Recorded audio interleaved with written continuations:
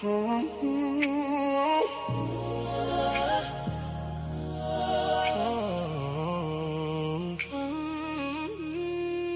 and talk to me. Come and talk to me. I really wanna meet you. Come and talk to me. Tell me where you might go. Yeah. Can I talk to you? I really Wanna know you. Come and talk to me. come and talk to me. You ain't gotta Hide from me. Oh. I really wanna meet you. Can I talk to you? Come and talk to me. I really wanna know you. I really wanna be yours. Come and talk to me. Come and talk to me. I really wanna meet you. Come and talk to me. I can feel your energy. So deep. Can I talk to you? I really wanna know you. Come and talk to me. Come and talk to me. I really wanna know your heart. Your heart, come and talk to me. Come and talk to me. I really wanna meet you. Come and talk to me. Tell me what you've been through. Can I talk to you? I really wanna know you. Come and talk to me. Come and talk to me. You can put your trust in me. I really wanna meet you. Can I talk to you? Come and talk to me. I really wanna know you. I really wanna hear you speak. Speak to me. Come and talk to me. Come and talk to me. I really wanna meet you. Come and talk to me. I can feel your energy. So sweet. Can I talk to you? I really wanna know you. Come and talk to me. Come and talk to me. I really wanna be your peace. Your peace.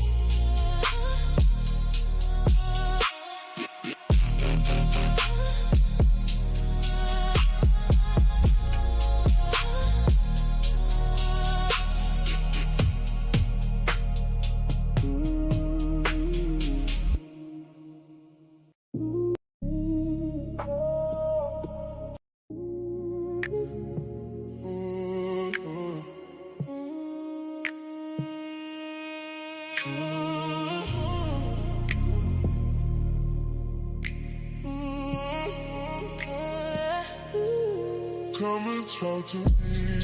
Come and talk to me. I really wanna meet you. Come and talk to me. Tell me where your mind goes. Yeah. Can I talk to you? I really wanna know you. Come and talk to me. Come and talk to me. You ain't gotta hide from me, no. I really wanna meet you.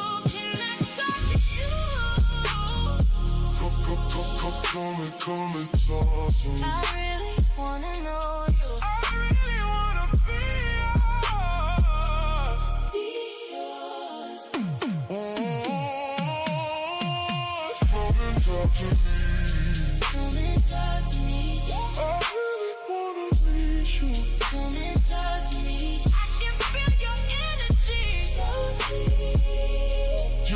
Can I talk to you? I really wanna know you. Come and talk to me. Come and talk to me. I really wanna know your heart. Your heart.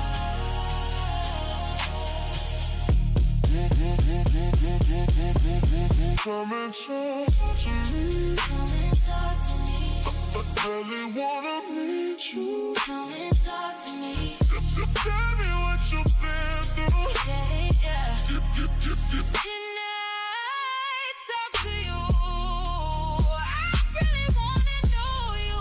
Come and talk to me. Come and talk to me. You can put your trust in me. I really wanna meet you. Can I talk to you? Come and What up? What up? What up? What's going on, y'all? We got a special episode today, man. I know this is a relatively new podcast, but we got a special person on here. This is somebody that I hit them up like 4 years ago. I think it was like 2022, like 4 years ago, and I don't even know what I was doing then, but I know I didn't have like a serious platform. And I just said like, yo, one day I wanna come out there and chop it up with y'all because they was talking that shit, man. They had the podcast, and I just like everything that they was talking about. I'm like, yo, one day I want to come chop it up with y'all. And he said he like bet for sure. We set that up one day, and I just hit him up the other day from 4 years ago, and I'm like, yo, remember 4 years ago, I told you I wanted to chop it up with y'all, and I'm ready now. I got my platform set up, and he was like, all right, cool, let's do it Thursday. I'm like, oh shit, that was fast, right? So that's super thorough. Like that was super thorough. Kept his word, and here we are, man. Well, Trill AC. That's what it's Trill AC. Yes, sir. What's going on, man? How you doing? I'm great, brother. I can't complain at all, man. Damn, a whole lot of time done passed, ain't it? Yeah, man. A whole lot of time. I'm sure you get a lot of DMs too, cause your stuff be popping, man. I'm sure you get a lot of DMs. So yeah, like you responded to that joint fast, man. I appreciate that. Nah, for sure, bro. I just respect the grind, bro. Like I say, I was scanning through the page, I was seeing the grind, even dating back to the end. I just scrolled back through the messages and read and seeing the progress, what you done built, bro. That's what I respect. Be a lot of people like, Yeah, oh, you only collab with somebody if they got a big following. There's a lot of people that like think like that. I don't really think like that. Like if I like the subject of what you're talking about, and I see you consistent, which is the most important thing in this game. yeah. Yeah, I'm all for it, bro. Any part I could play in helping it, I'm here to do that. Oh yeah, man. I appreciate that. That's like I said, that's super thorough. A lot of people ain't like that, man. Some people would have saw that DM and was like, nah, I got too much money flowing in. I ain't gonna waste my time, you know. Nah, for sure. But how the week going, man? I know you're a busy guy. How everything going this week? Man, that's a chaos. It's 100 miles an Mm, hour, bro. I'm trying to get ready. We're gonna hit Invest Fest next week, so I'm trying to get all outfits together and all of the details and everything. Try to knock out some parts while I'm out there in Atlanta. So trying to get all of those scheduled, and yeah, I just been maybe 100 miles an hour. Still trying to make content in the process of that. So yeah, dang, that's a lot, but it's what we sign up for, right? I say you can't you can't complain about blessings, brother. Yeah. That ain't how it work. Dad, husband, you got other businesses going most likely, other things you got going on, and then you gotta do your content, keep your fans happy, and then you gotta continue to build. I see you on Mhm. tonight's conversation, man. How's that going for you? You like that? You enjoy it? Yeah, it's smooth, man. That's why I joke with Ace all the time. I say, bro, it's the easiest job I ever had. All I Mm, gotta do is show up and just talk. just be That's you. it. You know what I mean? So that type of shit. But I done seen it jam up certain people, bro. Everybody ain't built for that stage with 3,000-4,000 people looking at you like say something profound to me. I done paid all of this money. I Yeah. done seen a lot of people go up there and fold under that under that pressure, man. But Dang. when you are who you are, it's gonna translate to whatever room you're in. So that done been my experience with that, man. Salute to the cast, whole bunch of talented people. You know what I mean, Yeah. involved in that, not only in front of the camera but behind it. Yeah. Um, yeah, man, we've been rocking for about 3 years now, brother. Been going Yeah. crazy. One thing I really respect about Ace as a creative myself, as an entrepreneur myself, businessman. Hmm. Um, I see obviously all the criticism that he gets for his personal platform and how he decides to do his content, what he talks about, Hmm. stuff like that. Whatever, that's what he does, right? But when I look at his business acumen, when I look at the decisions he made, when I look at the teams he put together, when I look at the last team that whatever, happened to the last team, and I look at the new team that he got, I Hmm. can't help but to respect his ability to build, you know. I think that's how somebody is actually deserve somebody has earned to be where they are is if something crumbles down and they build it again and they build it again. You know? 100%. 100%. I tell you, I done been around a lot of people in this space, just in the industry in general. I ain't never seen nobody work as hard as that dude work, man. Ace is a different guy, brother. Like, it don't stop. It don't turn off. It ain't no, okay, Imma take a couple days and just figure it out. No, bro, it'd been times where we'll do a performance, right? And then we'll go to the little, club afterwards for the after party or whatever, Mhm. and he in a section with his phone out, editing clips in the middle of the Mm. club at 2 in the morning while we all in there drinking and turning up and taking shots and all that. He in the back like this. Like, it don't Yeah. stop. You understand what I'm saying? So, yeah, nah, I mean, bro deserve everything he got. It is what it is, and anybody to say otherwise, they just not familiar with his day to day. Yeah. Or just like when I just look at like I saw a show that he did in Philly, in my area, right? Mhm, And I just know what it takes in order to get this show done in a whole nother state and build a tour, the production, the cameras, the wherever you're going to, whatever building that you're going to be at, the mhm. set, like the team. That's most common people could not imagine the work that it takes them to do something like that.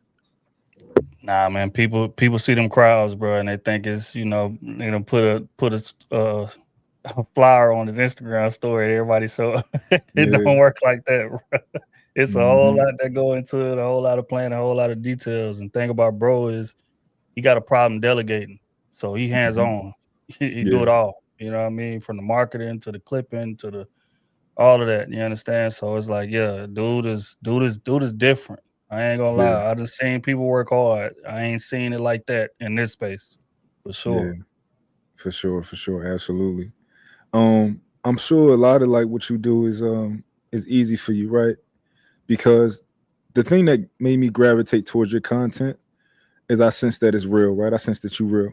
So there are a lot of guys who will probably say things that they don't truly believe in because it works, right? And when I see you, when I hear you talking, I'm like, yo, that's him. That's just he just had a thought and he said it, right? He had a thought that he probably always believed it, or it could be new. It could be some perspective that just came in his mind, and he said what he was thinking, right? And it's not always just in one direction. It's not always just to please one individual, or a particular group. You say what you believe in, and that's easy. And I can read people, and I know I'm like, oh no, he ain't nothing he's saying is fake, So that's kind of what made me gravitate towards your content. Nah, for sure, bro. Like it be so real. Like it be argument that happened the night before with the old lady. And you Yeah. come on and cut that camera on and voice your perspective. Like it be that real. Like people be Mhm. thinking, like, man, how you come up with your topics and the real life? Me and my old lady done been together so long. I done seen every angle of this game, backwards and forwards. You understand what I'm saying? So I don't, just like Jeezy said, Jeezy was like, these niggas just right. I recollect that. That's how I feel when I'm making Yeah. content.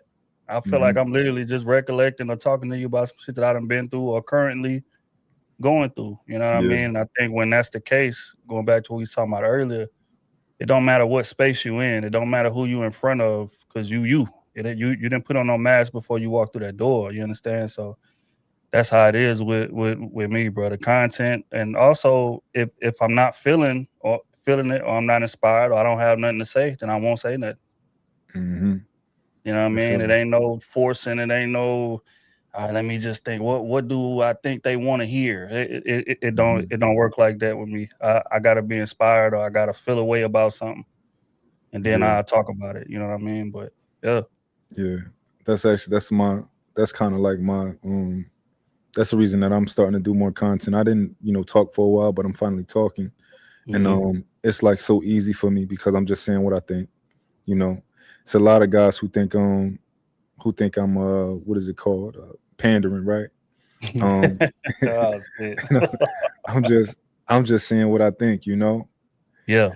Like for example, I just made a video today, and it was I was saying that I don't like other women's photos. I don't Right. like I think it's disrespectful. And some guys on under the post were like, nah, that's crazy. I'm like, like I'm not liking no, and I'm not saying it's for women. I'm not saying.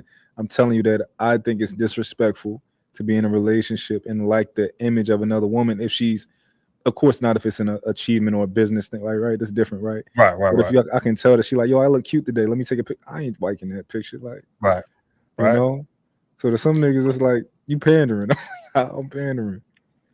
I'm just giving you my morals and my foundation and how I move. It ain't got nothing to do with nobody else. You know what I mean? But that's the risk in this game that you take, and you're gonna figure it out the deeper you get into it, bro. It ain't you ain't gonna please everybody. Cause I got Yeah. viral posts that are bashing what people consider bashing women. I got viral posts that people consider bashing men. And it's just like, bro, I didn't hit it from both sides since I've been in this thing, bro. And you are still, if you talk to three different people, they're gonna have three different perspectives. One person, oh, he a pandering. One person, oh, nah, he hold the fellas down. And the other was like, man, nah, he just called it down the middle. He called it how you see it. But it's like it's always gonna be somebody. But you can have 5 posts in a row dedicated to the fellas. You put up one that's dedicated to the women, you a panderer, bro. That's how it go, man. That's the game. So it's like you can't even worry about that type shit, bro. You just gotta speak your truth and do what you've been doing. That's it. Yeah. You know what's one thing I want to talk to you about? I want to learn a little bit about you. I want to know about first and foremost, how old are you? 36. 36. Okay, cool. You're 3 years older than me. I'm 33. I want to know about your journey as far as a man being a man, right? Do you feel like you're the same person that you were, let's say, when you were 25? Nah, hell no. Nah. Okay. When I was yeah. It done been a real big transition. I think Okay. younger me was a little more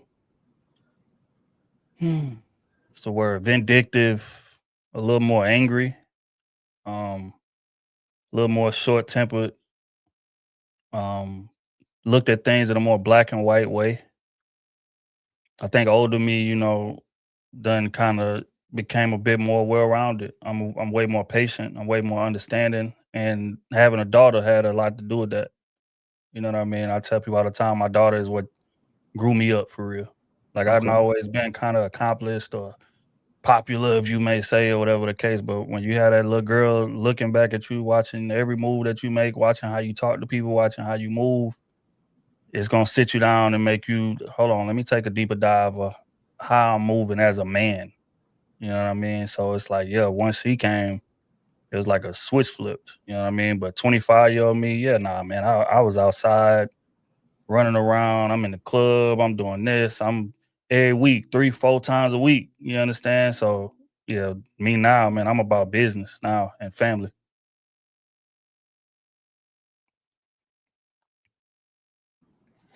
Okay. How old is your daughter?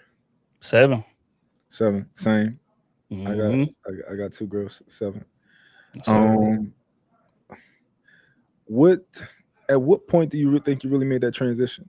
Like, if you can recollect like that transition, like what was that pivotal point for you? Man, I think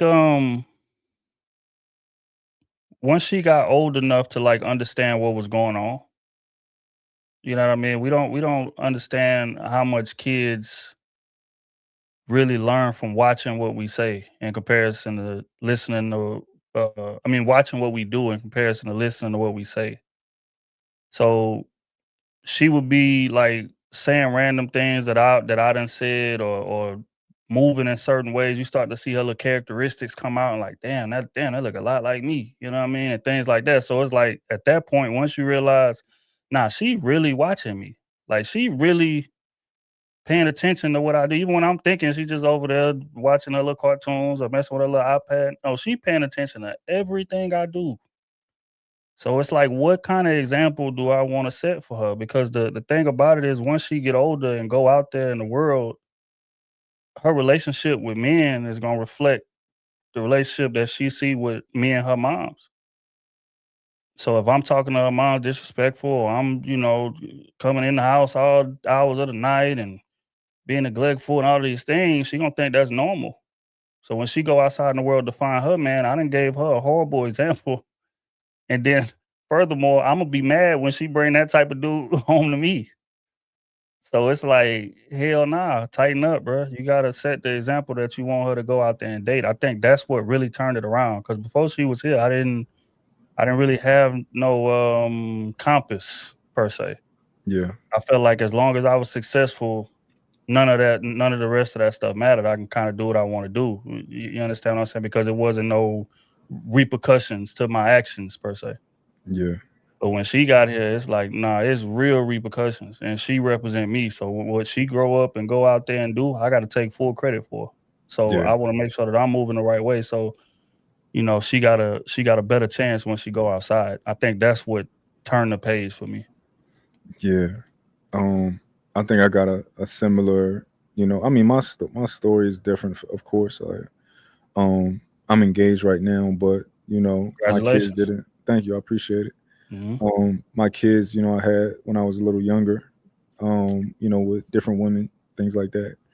Hmm. So my story is kind of similar as far as when it comes to once I had my kids, I started, I changed, while I grew, and I started to see things differently. I started to prioritize them. I started to care, how they looked at me, how I was around them, and stuff like that. So my trajectory completely changed. Just kind of like having babies, and being the type of person that because I even though there's probably some women who will tell a story that I wasn't the nicest person or I wasn't the most selfless person.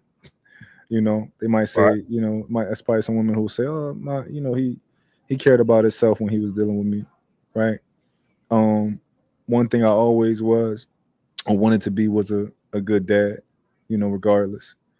So like once my kids came, my outlook on everything changed, and like the good that was in me that everybody knew that was in me, it really started to kind of become the my foundation versus just being a part of me. Yep.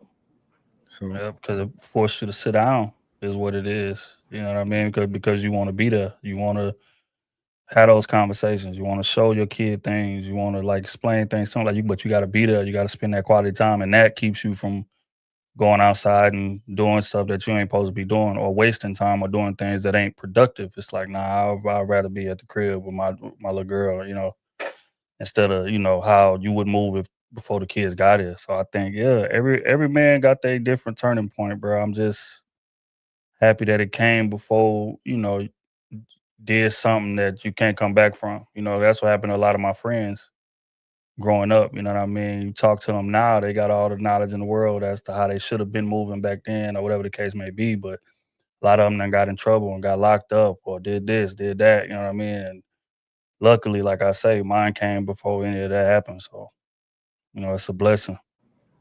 no, absolutely.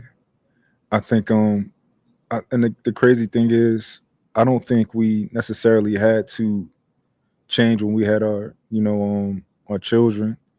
I think it says a lot about our character how we did grow once we had our kids. Because a lot of men who don't, it's a lot of men who they had their kids, and they do what they do, and their kids are kind of like side characters in a story.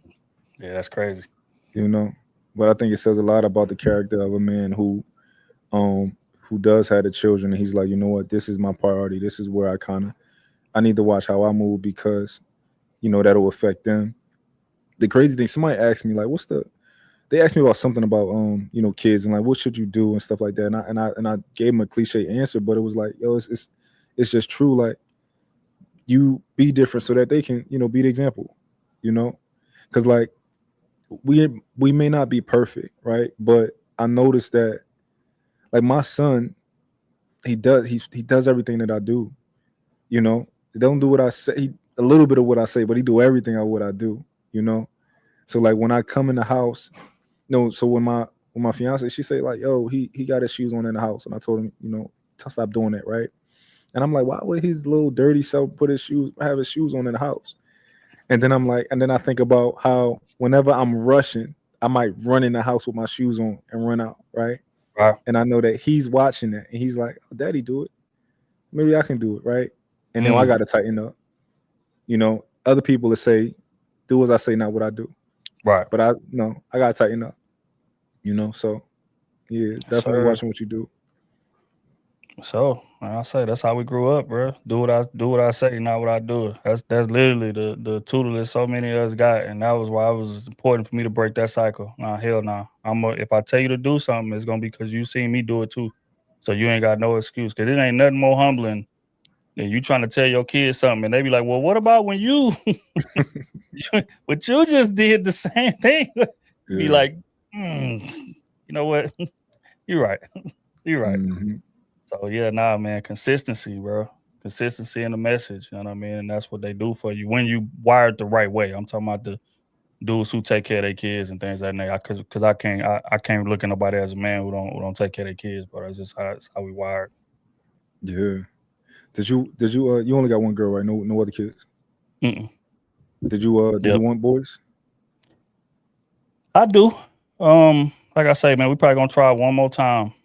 And if it's a girl, then I'm gonna just call it a day. I'm not even tripping. But I mean, if it is Yeah. if it is a boy, I'll be happy with that. I think it'll be dope to just see what his characteristics is, his traits is, things of that nature.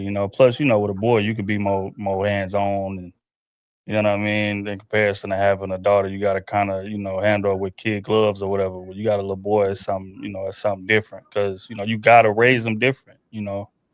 So I think that would be dope. I'm definitely gonna try for one more for sure. Mhm.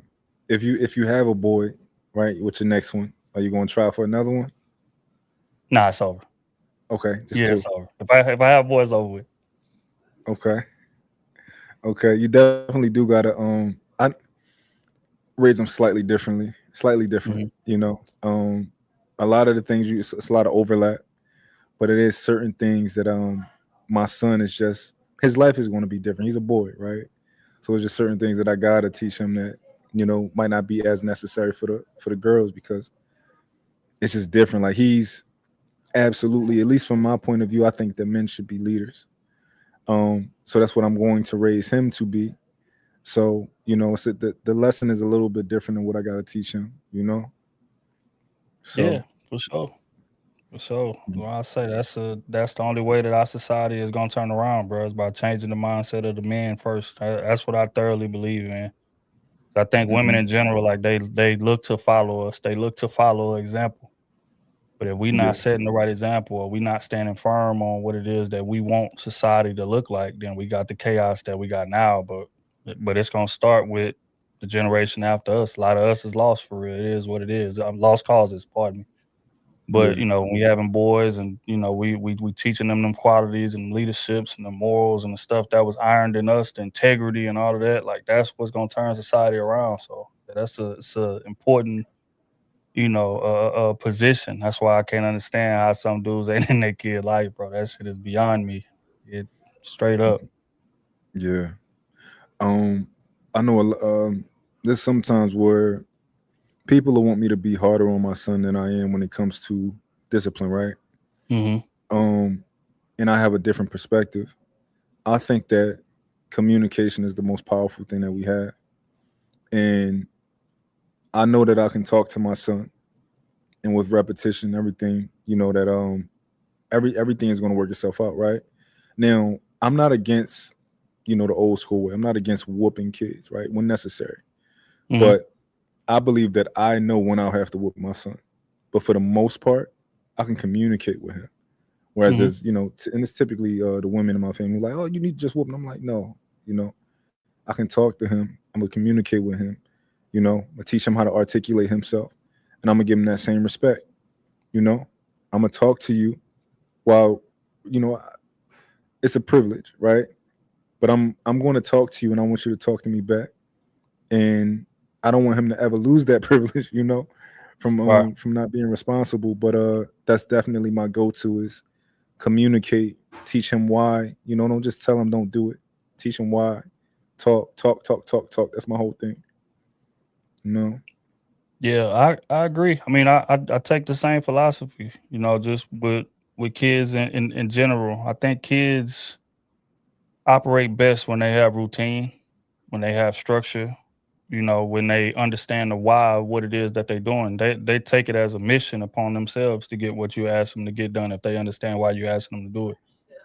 But if you just saying do it because I said so, then eventually that's gonna turn into resentment if you're not breaking down to them the like why. You understand? I think that's where a lot of our generation went wrong because it's like we said, we grew up in that era of you do it because I said do it.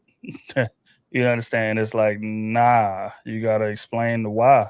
And hey, Mm-hmm. this is and if you don't do this, this is the consequences of it. This is why I'm having you do this. This is why look for this, look for that. Like really talking to like I talk to my little girl like she a grown woman, Mm-hmm. but that's made her more mature and more able to understand things and process things and make better decisions. You know what I mean? Ain't no goo goo gaga, none of that. You gonna sit down and have a real Yeah. conversation.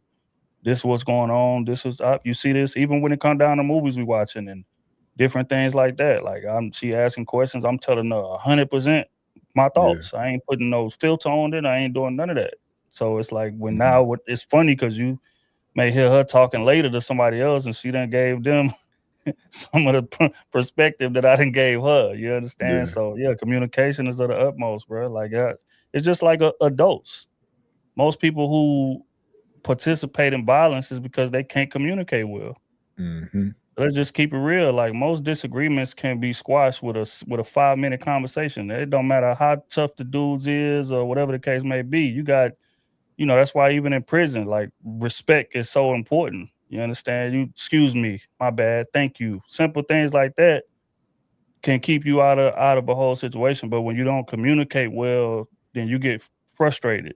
And that frustration Mm-hmm. turns into anger. And now you got violence. You understand? All because Yeah. the communication is not there. You understand? So nah, you gotta raise kids with that, bro. And you ain't gonna have to whoop them as much. Yeah. I just thought about something when you said when you spoke about communication and how the old school way is pretty much to do what I say, right? Hmm. It made me think about leadership and it made me think about men and the struggles that they do have. I know on my platform I try to speak a lot about leadership and how we can do it in I guess what I believe to be the optimal way, Hmm. which is communicating to our women and from a relational standpoint, which is communicating to our women, learning how to articulate ourselves better and communicate better in general. And I think that'll do wonders when it comes to our relationships.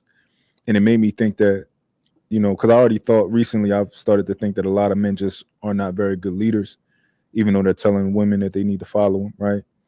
And it made me think that a lot of guys have this old school perspective on leading. It's what I shouldn't have to tell you why, which is how we look at it, what old school people look at with the kids, right? Don't ask why, just do. I think a lot of guys take that approach with women, and I think that all a lot of women are asking is, give me something. I need to know the direction. I need to be confident in what we're doing, where we're going, things like that. And the guys are just like, yo, you need to already meet me here. You need to already be on that. So what do you think about that? Yeah, I mean, I think one of the key aspects of leadership is versatility. I use an example a lot about football coaches or basketball coaches. It's certain players that you can yell at and get the desired result. But then there's other players who you got to put that arm around, walk to the far end of the field, walk to the far end of the court, and pour into them that way.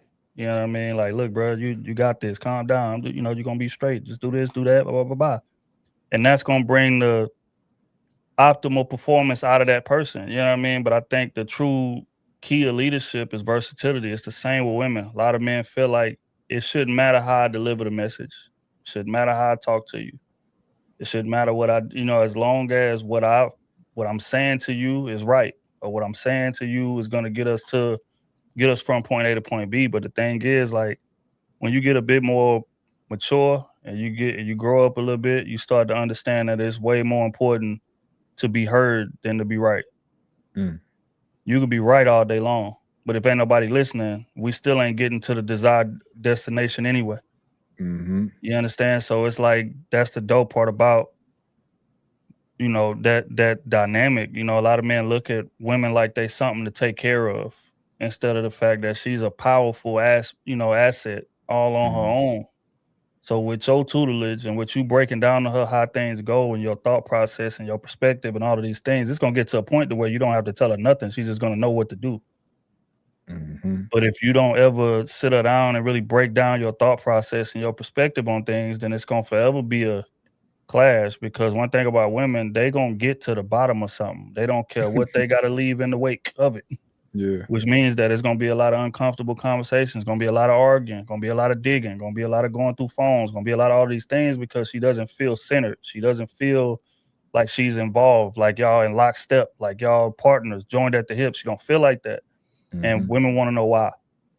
So it's like, but you can avoid all of that by simply doing what you said. Explain to her, break it down, the why. This is what I'm thinking when I'm, when I'm considering this business move, or I'm thinking about changing careers because of this, or, this is the down the line. This is how this looks. Like women really just want to see the GPS for real. Yeah. You know what I mean? Not necessarily concerned with the destination. They just want to see the GPS. I just want to look at it and just make sure, okay, boom. And as a man, you should want your woman to see the GPS so she can get you back on track and course correct if you veer off, or if you start doing, something you ain't supposed to do, or you done lost sight of the plot, or you done, start feeling yourself, or let your ego get in the way of logic, which is what a lot of men do. She can ground you like, nah, baby, remember you said we doing this. Let's stay on track. That's her job. Is to provide counsel. But if you're not communicating the plan, or if you got her just moving around blind, how the hell is she gonna give you legitimate counsel? Yo, a lot of what you just said is a lot of the things that I say verbatim. Like when I'm talking to people about leadership, I'm telling the people like, yo, think of it about football. It's like you the coach, right? You bring your system or whatever, right? However, the thing is, you can't communicate to all of your players the same way. You as a coach, your job is to get the most out of every player, and they all different. You meet them where they are. And a lot of people are saying, no, everybody get the, you just gonna bench them and all. No, bro, that's not how it works. I have a desired outcome, which means that it is my job to if I communicate to you and you can't do anything with the information because you didn't retain it or whatever, I need to try again. I need to say, you know what? How can I say this so that you understand it? Because my ultimate goal is to get you to understand. I had a manager one time before, one of the jobs I worked at, and I was doing poorly. And he pulled me to the side one day, and he was like, listen, he gave me like my report and told me how I was doing bad or whatever. And he asked me, he said, is there anything that I can do to get you to do better? He said, what is something that I can do to get you to kind of get these numbers up? How can I help you? And I thought to myself, like, wow, what are you talking about? Like, this is my responsibility. It's my, whatever. Like, I'm failing. It is what it is, right? And that sticks with me forever. The fact that he was the leader, and he's telling me that how can he be better for me? And that stuck with me to this day. I ain't never gonna forget that. That's the difference between leaders and everybody else. It ain't no finger pointing. So if you under me and you not doing what you're supposed to be doing, I take that as me not doing what I'm supposed to be doing. Not, well, I'm coaching the best I can. He ain't get the job done. What I'm gonna do? That ain't leadership. Just like in sports analysis we talking about. You done got coaches who done went out there and got blew away 42-0 or something crazy like that. They get up in front of that mic and say, I gotta get us prepared better. They don't get up there and say, well, man, my quarterback threw 5 picks. I mean, I called a perfect game. You know what I mean? I was calling the right plays. Running back was fumbling. She was dropping the ball. I mean, what you want me to do? Like, you can't get up there and say that. That ain't leadership. You understand? You got to be, look, I got to do a better job. And you could have called the perfect game in terms of the X's and O's, and they just didn't get it done. But when you're a leader, your mind always go to, well, what could I have done better, or what could I have seen? That's just like with me. You would never in life hear me blame any failure of mine on anybody else. And they could have been the real reason that it went wrong. But you don't elevate that way. You don't progress that way. Because if you're doing that, you're going from situation to situation, pointing fingers. Those situations are going to continue to end the same because you're not learning nothing. You know what I mean? It's a lot of people make that mistake within relationships, right? Like, oh, I'm in this relationship, and they cheated on me. So everything I did wrong is null and void. We on to the next situation. No.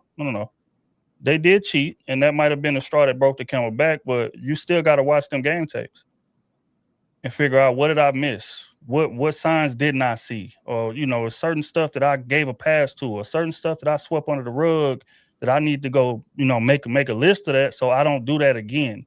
Yeah. Now them doing what they did, that ain't got nothing to do with me as far as the cheat, whatever, you understand? But it's some stuff that I can improve upon in terms of my selection process, in terms of what I chose to tolerate, in terms of what I swim move past, because I didn't want to focus on that right now. I wanted to be with you. I'm gonna swim move past these little red flags. I don't. I need to take note of that. I need to analyze that. So even if I do leave this person, I go into the next situation, I got a whole new mindset. I'm way sharper in what it is that I'm looking for. So it's just that's a leadership mindset. It's always something I can improve on. It don't matter what the situation is. It don't matter how it ended. It's always something that I could have did better.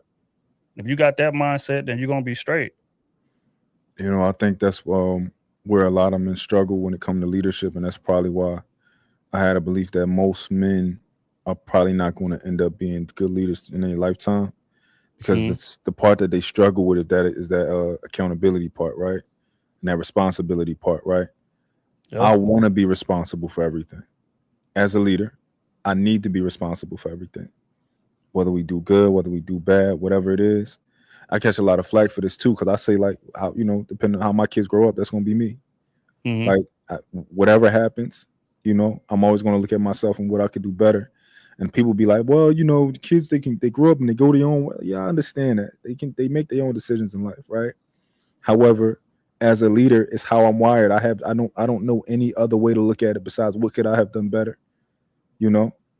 Whatever my kids end up, if they end up fucking their life up or whatever, what could I have done better? It's always something that I could have done. That's how my mind works. So that's what being responsible is. And it's the hard thing to do. The easy thing to do is be like, yo, yeah, I coached a great game, man. I don't know, man. I don't shit. He just ain't throw the ball when he held the ball too long. That's the easy thing to do. To be a leader, you got to do the hard things, the things that suck, you don't want to do, right? So if you can't do that, maybe this is not the role for you. If you don't want to do that, so that's the part. And that's the thing about kids. Going back to what you said about our kids, sometimes go their own way. But one thing for certain is, if you told them right, your voice is in the back of their head, and I'm living proof of that. Right, because I was raised, my pops used to give me a lot of game, used to tell me a lot of things, and you know what I mean? But when I got outside, sometimes I still did what I wanted to do.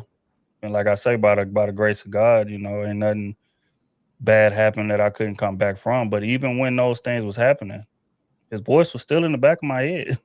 Like, look, I mean, you can go that route, but this is what it's gonna look like. This is what the results gonna be. This is what the consequences is of that. So that in a lot of situations, that may have kept me from going too far. Just having that voice in the back of my head, you understand? So it's like, yeah, nah, you pour into them, you communicate the right way, and bruh, you never know what situation that you're gonna save them from just off of something that they remembered you told them when they was 11, when they was 12. It might not even been that deep of a conversation to you. You might have just gave them a little bit of game or something that just stuck with them. You know what I mean? And it's just like, nah, that's why that presence and that tutelage is so important, bro. Yeah. Leadership is everything, especially from a male perspective. Yeah. So tone matters. Y'all hear that? Because everybody be trying to get at me. They be like, tone don't matter. It's the information. I be like, tone, delivery, it matters. If you are a leader who know ball, like if you really know ball, leadership, tone matters. It's how you deliver it. Because the goal is, you have a desired outcome. I want you to take this information and apply it. So, And that's the crazy part, is the people saying that, like, the tone matters when men talking to each other too. That's a fact. Because you ain't gonna just, you understand, like, you ain't gonna just be in the room with no grown man just talking to people any kind of way in whatever tone that you want to talk, because consequences could go somewhere else. Mm-hmm. So it's like, you're gonna be on your best behavior in there too, like any man of honor. You know what I mean? I'm not coming to no grown man and chastising, yelling at him, and beating down on them. Like, nah, we can have a conversation, but it's gonna be civil. I'm gonna talk to you civil. Now, if you escalate it or go somewhere else, then we gonna go wherever you want to take it. But Yeah. your mindset as a man, even when you dealing with men, is not, hey, well, shit, tone don't matter. It don't matter how I deliver it. As long as I'm telling the truth, you should be able to. No. Yeah. Because that's gonna get your ass hurt in Yeah. that scenario. So I think that the same trepidation or the same patience and understanding and forward thinking to where this shit could go, you got to translate that to when you talking to women the same way. I think they be this is like the disingenuous, because I find it hard to believe that a grown ass man doesn't know when tone matters, because you're not Sure. talking to your boss like that. You're not talking to the people that you're trying to acquire a business deal with, right? You're talking to them a certain type of way, right? People who have leverage, you're talking to them a certain type of way, or people who got something that you want. When you was out here trying to get women, I'm pretty sure you wasn't screaming and yelling in their face, right? You know, so you know that tone matters. You just don't feel like changing your tone right now for this particular person, which is There you it's go. corny. It's that simple. There you go. For this particular person. Like I said, it's just like bullies growing up in the neighborhood. Niggas know who to play with, and they know who, if they play with, the consequences of playing with them. Mhm. They not as dumb as they seem. And I That's a fact. and I just leave that there.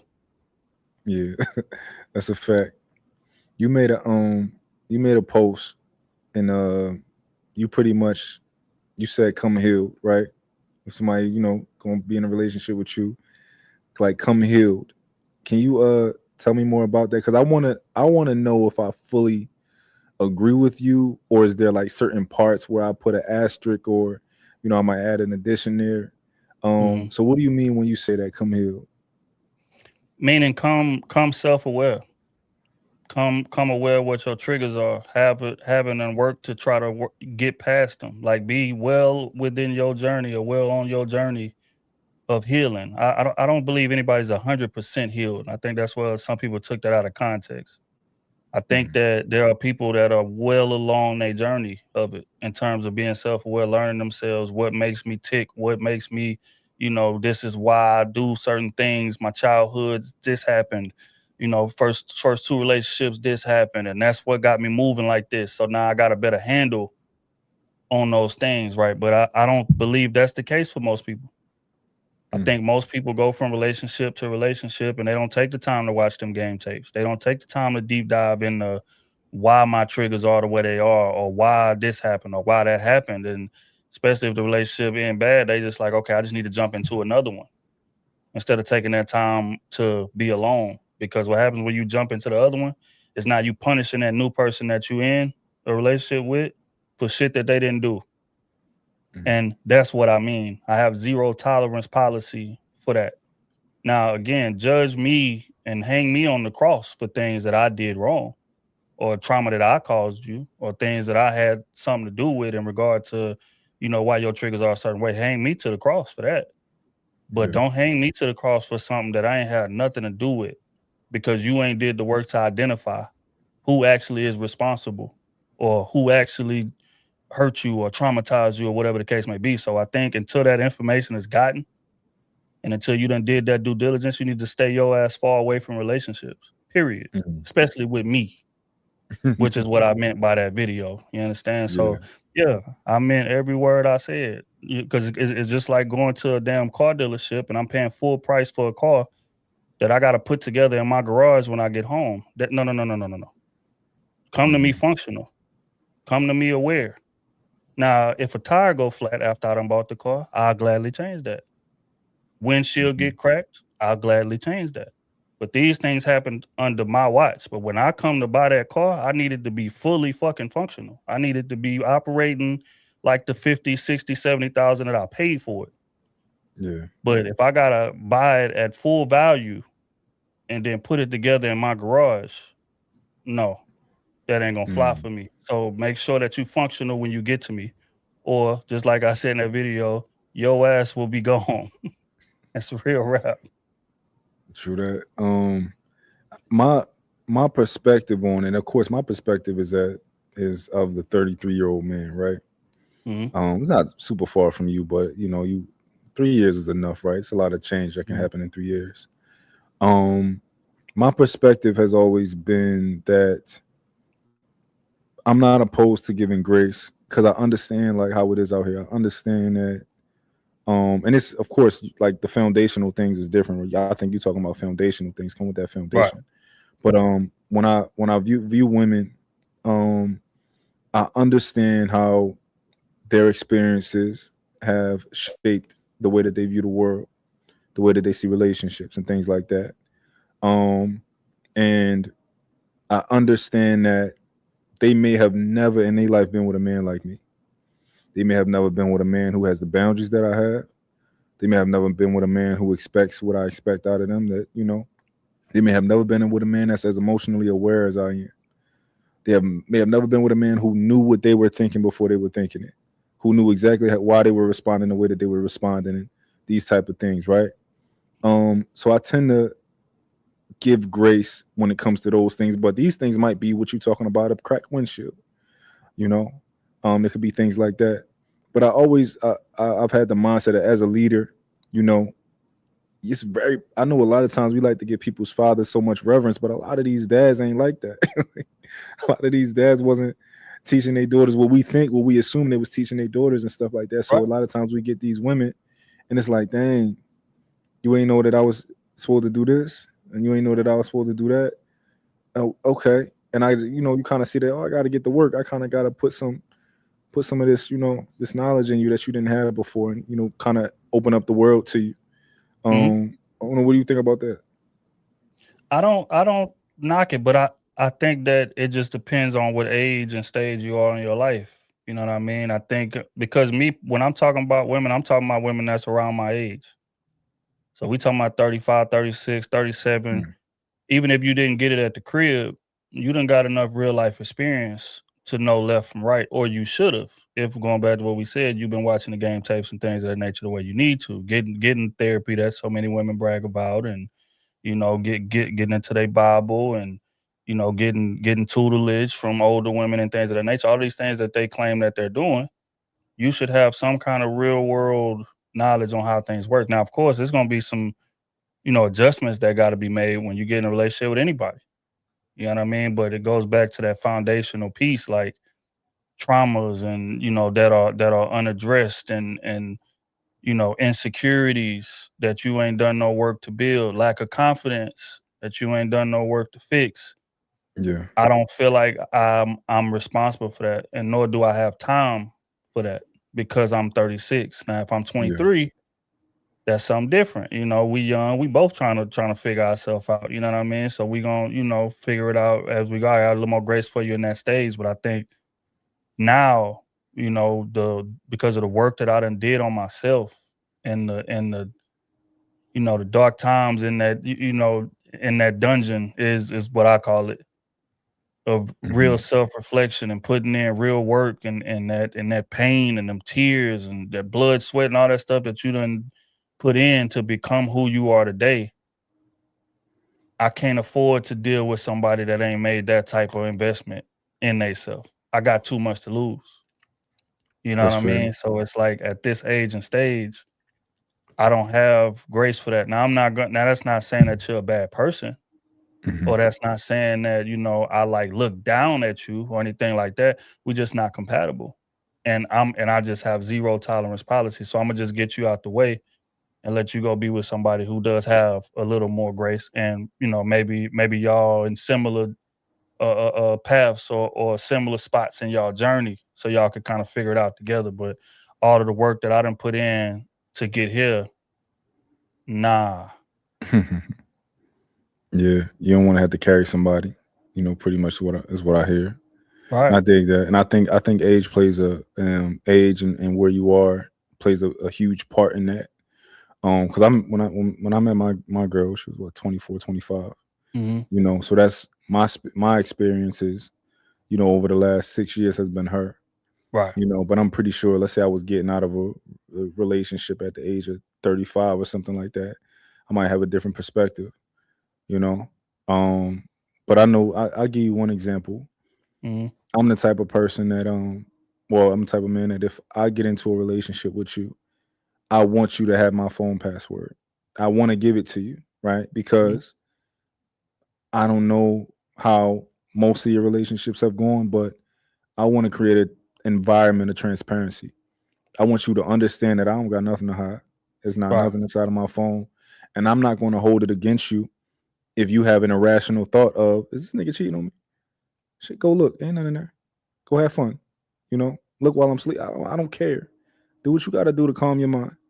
Because I know that you can have a dream that somebody cheat on you in the middle of the night and you wake up like, well, this motherfucker Right. cheat on me. You know, like even if you feeling some type of way, if you gotta go look, go do your thing, baby. Like I ain't, you know, that's what's going to settle your mind. I'm with it, right? So Mhm. how do you feel about that? You know, do you think that that's a situation where it's like, you know, it's not your job to fix our insecurities? Because I don't think it's my job to fix your insecurities, but I do think it's my job to support you in one of the ways that you need support. Yeah, I don't I believe in probable cause when it comes Okay. to that. So if I'm doing something or I done did something out of pocket, maybe my routine has switched up, I done, something in the past that done warranted this or provoked this, then I'm all for it. But Mhm. you wake up on a random ass Monday and because you done had a premonition and then it just go through no, no, no, no. Because I think women get away with a lot of that intuition stuff when it's convenient. And Mhm. it's like, I'm not gonna like proving how much I love you shouldn't be a full-time job. It just shouldn't Mhm. be, in my opinion. I think that if I'm moving the way I'm supposed to be moving, I got us taken care of. I'm being transparent. You ain't got to worry about nothing out here. Like I'm going to work, I'm coming home, I'm taking care of our kids, I'm doing this, that, and the third. I'm making time for you. I'm being intentional. I'm supporting your dreams. All of this, and there's no probable cause. If you go through my phone or something like that, we're gonna have a big ass problem. But I Mhm. am all for sharing the passwords and things of that nature. I think, but I'm married also. So it's like, why wouldn't you? Yeah. But, as far as, all of that other stuff, man, I can't I'm a man, I'm not a hospital, Mm. and I, like, thoroughly believe in that. Now, again, I think men who take it upon themselves to try to heal women and try to help them work through their trauma, um, I think that's noble, but I just don't have the tolerance for that. Yeah. Do you think it's something that you never had, or you think it's like, yo, I didn't build myself up to where I'm at these days? Like I don't, I don't have the patience. I don't think I ever have. I think I've Okay. always been on some, like, I'm not gonna ask anything of you that I'm not willing to give or that I can't reciprocate. My requirements, my demands, all of these things, I'm not demanding or requiring anything of you that I'm not showing you in return, right? So when you go outside of that and you get to demanding things that you don't necessarily exhibit, or you get to trying to do things that if I were to do to you, it'll be a whole problem. Yeah. Then we got a big problem. Double standards and things of that nature do not fly with me. Never have, Mm. never will. You know what I mean? And that's what I feel like that be a lot of times because just like, I was on stage actually recently and there was a question came up, right, about going through phones and things of that nature. And then you got women saying, well, if you don't have anything to hide, then what difference does it make if I want to go through your phone or whatever the case may be, right? And then I asked them in return, how would you feel if your boyfriend, let's say 5 years, and y'all got a 3-year-old son, or more importantly, your husband, and y'all got a 3-year-old son, and he come to you and say, you know what, man, I want to get a DNA test done, and you ain't never did nothing out of pocket, you ain't never cheated, you ain't never did none of that. How would you feel if your husband came up to you and asked you for a DNA test 3 years into having your kid? Well, why the hell would he do that? That's the same thought process that I have when we talking about going through phones. We can't act like one thing is just, hey, I just wanted to know. And then when another person do something where they just wanted to know, now you feel like they don't trust you, or you feel like, they trying to like say something about you without saying it. No, that thing goes both ways. We either locked in or we not. You understand what I'm saying? And that's Mm. why, going back to what I said in that video, it's so important for you to come to me well on your healing journey and where your confidence needs to be and have your insecurities in check and things of that nature, right? Because if you attempt to do something to me that you would be pissed off at if I did to you, the relationship is over. Interesting. So with that point that you made when you asked the women that particular question, I do feel like there was a slightly different, and I'll tell you why. Elaborate. I think that if, for example, right, if you ask the woman the same question of how about you want to check your man's phone, right? Cool. Is it okay if he checks your phone? And if she says sure, right? Then I think those two are on par. When we talk about getting a DNA test, I the concept is very similar. The concept is almost the same, but I do think that those two things are slightly different. As getting a DNA test for the baby, even though, and I'm just speaking on this from a man, right? I'm not a woman. Um, like I said, very similar, but I do think that those are just two a little. I can imagine being offended at. Let me make sure this little nigga mine. Why? I can imagine it. Why would you be offended if you have nothing to hide? Why?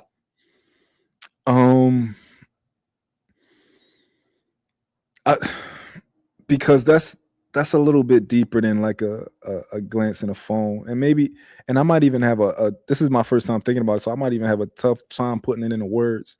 Right now I just know how I feel, right, and I can try to put it into words, but if I actually thought about it deeper, I might be able to even articulate it even better. But yeah, I do feel like they're just a little bit different. I think that I think one implies that you're cheating or that you have something else going on, and I think the other implies that you cheated and you had something else going on, and that's why I asked it, because it's like it's the same thing. When you're asking for that more times than not, you're implying something. You understand? Negative. Now, what hurts her feelings more, whatever the case may be, that is irrelevant. What I'm implying is the same thing, that you have extracurricular activities going on, and I just want to make sure. They was interviewing a nurse recently, and she was saying that how almost, I think, 30 or 40% of pregnancies are no, how there are like 30% or 40% of pregnancies, there are mix-ups in terms of the kids. You understand? To whereas the person who they thought was the dad is not actually the dad. And it wasn't a malicious thing per se. They just might have been together or dating, and both doing their thing.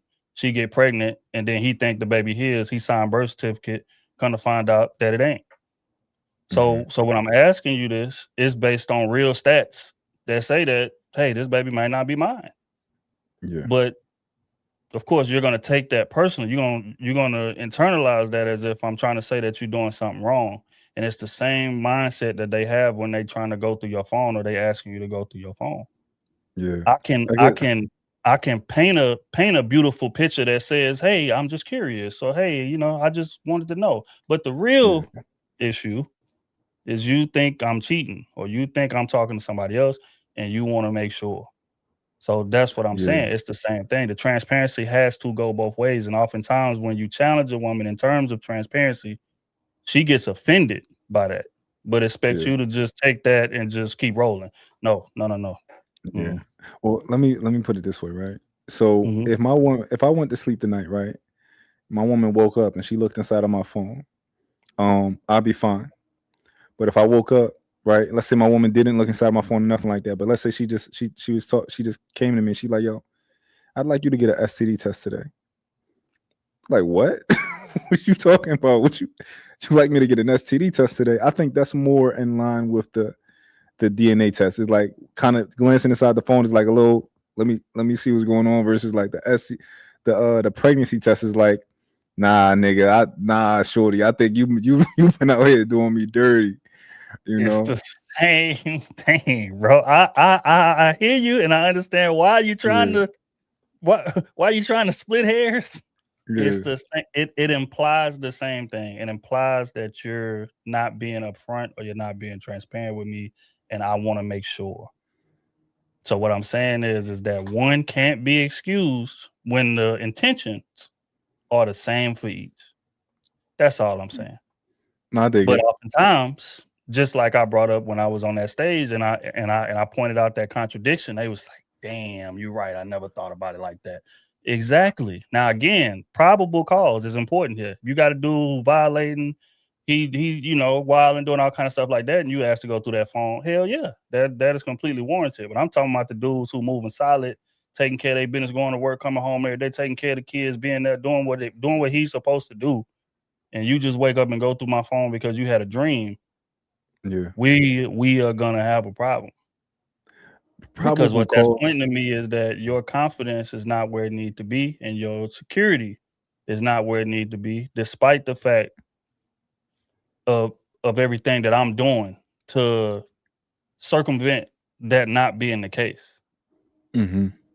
Probable cause is so interesting because there's so many degrees to it, you know? Like Mhm, probable cause can just be a change in your schedule, kind of like a change in the way that you move a little bit. You know, you might never take a shower when you wake up or when you get in the house from work, You just nigga took a shower today when you got in the house from work, mhm, and he did kind of get me off the phone real fast. Normally he don't get me off the phone. So like a deviation in your schedule could be considered probable cause to somebody. But I dig what you're saying. I think your argument, it makes sense. Um, Even if I'm kind of, I'm kind of mhm. still here with it. It definitely is a sound argument for sure. You know, and I Yep. guess I I guess mean, I just I see the productivity in and I see the growth in creating that environment of transparency and kind of like uh, giving up the passwords, but not just giving up the passwords, but saying use it when you want it, like use it when you need. And then of course, I think there's a line of like, so are you checking my phone every day, or you trying to pull my shit out my hand and come check my phone like I'm a kid? Like, what is you like? I think there's definitely a line. Um, like if you want to check my personally for me, I don't even want to know. Like what you got going on when it comes to that, because I know I ain't doing nothing. But then also if you mhm, bringing stupid stuff to me all the time, I'm on your side with it. Like, yo, you got a little bit too much work to do that I'm not probably not willing to. I might not be the one that's going to do all of that work with you, but I'm definitely willing to help create that environment, because I know that if I do that, and this is what I find when I do that, my girl don't check my phone. Like like when you do that, it's like they have no interest in, because I trust you. So I just think that kind of helps create that environment. So, but who yeah, knows? I I might I agree. might get your agent and be like, hell no, I ain't doing that shit. I mean, it's just like a analogy just came to me as you was talking. It's like going to work every day, right? You work for this job. You showing up on time every day. You taking care of all your responsibilities. You asking the boss, is it more things that you can do? You know what I mean, to help out, or you stepping in when certain people done left, or certain people showing up late. You doing their job for them. You are playing a big role in keeping this ship going. And then some product comes up missing at the job, and you the first call, and they got you in the HR office. You know what I mean, threatening and doing all of these things. It's like, bro, I've been at this job 10 years, showed up on time every time, doing what I'm supposed to do up here, and then the first call is me when some product come up missing. Like, Mhm. that's gonna make you feel away, and that's gonna make a lot of men say, "Well, if this is how you feel about me, then I might as well just do what I wanna do, because Mhm. I done been working really hard to create this environment of safety, and this environment of consistency, and this environment of patience and understanding, and more importantly, like we talk about at the top of this relationship, a callback, communication with each other, to where if Mhm. you feeling a way about something, we should be able to sit down and communicate. But when you sneak around and go through my phone, or you sneak around and try to log into my social media and things of that nature, now we circumventing the communication that's supposed to be established, that this relationship is based upon, despite, like I said, how much work that I'm putting in to make sure, because there's a lot of dudes that ain't putting in the work that I'm putting in. I know, because I'm cool with some of them. I'm coming in doing bad. Hey, the bills is paid, ain't they? Leave me alone. That's how a lot of men operate. Yeah. But I'm talking about to the dudes who coming in, who going above and beyond, who understand the importance of that emotional intelligence, who understand the, reassurance and things of that nature. He doing all of that. Mm. And then for you to sneak behind my back and question my integrity, despite not having no history of me doing anything, that is a problem for me. Mm. That is a big problem for me. Okay. I dig it. That's I dig all I'm it. saying. Okay. Let me let's switch gears real quick. I want to talk about love, right? Mhm. How long have you been married, by the way? Man, we made 9 years recently. Oh, okay. So you got married at what, 27? Yes, How sir. how was marriage, man? Like I'm 33, about to get married next year. Tell me about it. It's humbling. Okay. It's humbling. You know what I mean? It's just like it's just like diving in that swimming pool, man. You know, like when you first go to the swimming pool when you're young, you got all these floats and things on you. You got the arm float, you got the waist float, and you chilling. You in all depths of water, like you doing your thing. It's just like getting to the level where they say, okay, take all them floats off, and we're gonna throw you in that deep end and see if you can really swim. Mm. That's what marriage is. Because it ain't no just quick out. It ain't no quick running. It ain't no, you know what, man, I'm tired of this shit. I'm out, man. I'm going to do my. It ain't that. Like it's a lot of red tape that got to be cut for you to get out of that situation. So the incentive to work it out and make it right and be humble and ride the ebbs and flows and that roller coaster that comes with a relationship. Like I know you done been in this long enough. This shit ain't all rainbows and sunshines. Mm. But I think when y'all not married, it's real easy to on those rainy days to be like, you know what, I ain't got to deal with this somehow. But when y'all married, no. Now on them rainy days, we got to sit down at that table, like I was just talking about, and look each other in the eyes and have real conversations. And look, baby, this is what we got to fix. You know what I mean? This is what we need to work on. Keyword we, not you.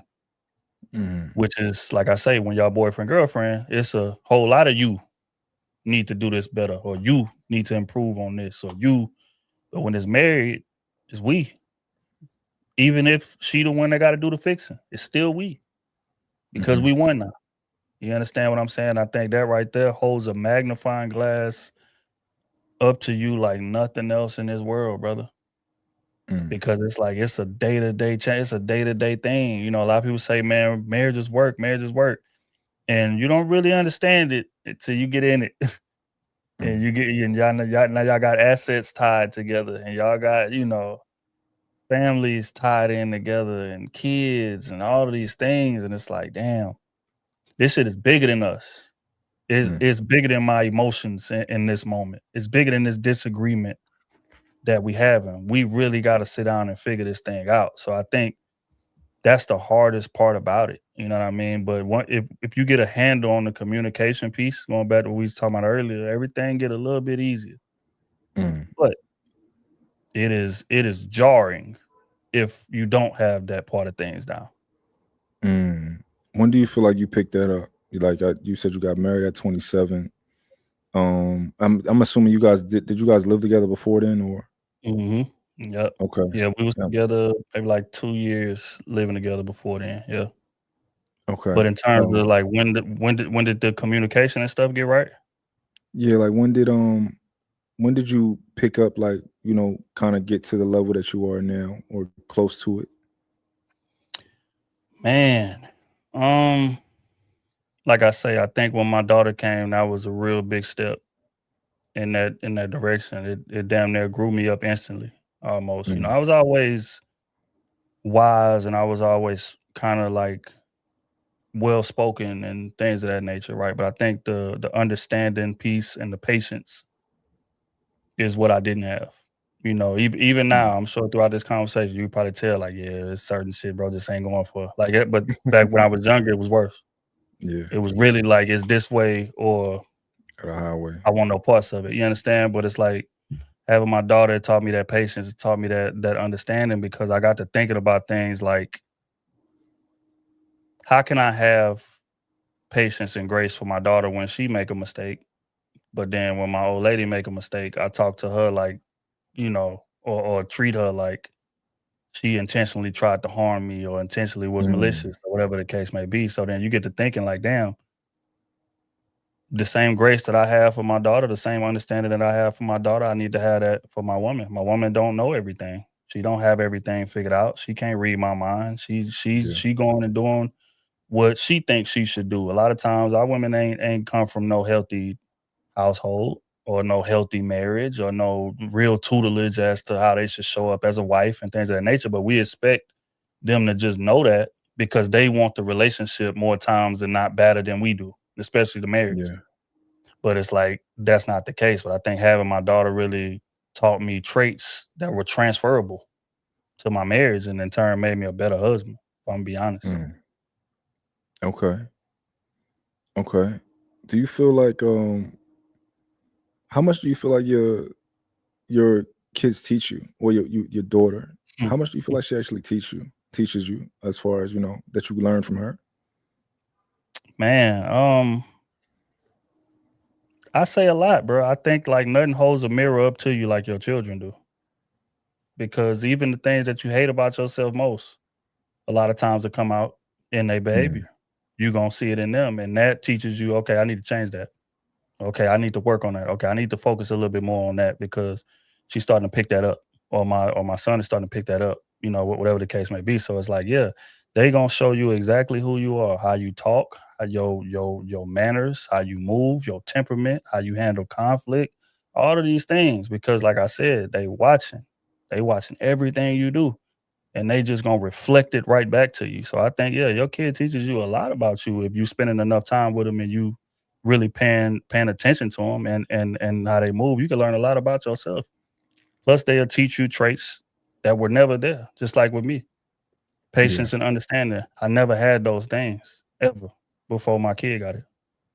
Things were yeah, very black and white. It's either this or it's that. But yeah. you know, your kid get here and you get to learning about gray. You know, you get to learning about Mhm, purple, you get to learning about pink and blue and all these different colors when before it yeah. was just black and white. So yeah, nah, your kid teach you a lot. I think it says a lot about somebody if they can learn from a kid. Uh, a lot of people will probably refuse to be able to look at that mirror that's being held up at them. Right, But I feel like I'm somebody who I learn from my children every day. right. They teach me something. I pick up something from them more. Like my son, he asked me before. No, my son, he talk a lot, right? Mhm. Because he's similar to me. Think he's smart. Well, he is intelligent, right? And so when you tell him to do something, a lot of times he got pushback or he got like he wants to know a little bit more, a little bit more about he needs some details, right?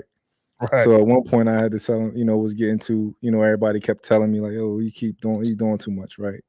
So I'm like, listen, um, when an adult tells you to do something, you are not allowed to ask a question. If you have a question, you must ask them, may I ask a question?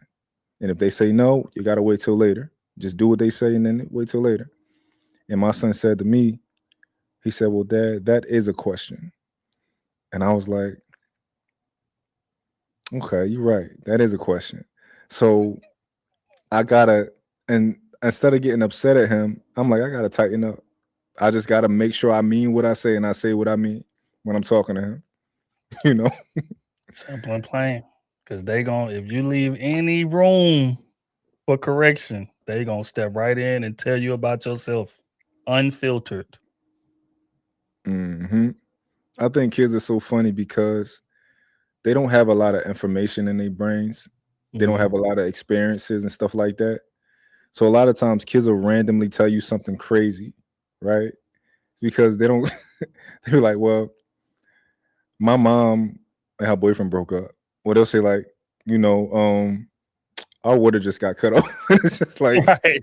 they don't got nothing else inside their brain but like to pull from, so they just pulling like what they got inside there. I think they Ain't no hilarious. filter at all with them, bro. That's the Yeah. most beautiful thing about kids. It ain't no filter. You gonna know exactly what's going on, even if it's something you don't want to hear, bro. They gonna you be like, damn. But you Kids is know, you want them crazy. to be honest. You want them to be, you know, outspoken and all of these things. So it's like, yeah, even when you the culprit, Mhm. hold me accountable the same way I hold you. Yeah. It's real rap. My daughter, one of the things with her is she's extremely confident, right? Mhm. My daughter will ask you something 1,000 times Mm. and she'll ask it every day and it'll be crazy, right? So for example, my daughter will wake up and say, Dad, can we go to Mexico?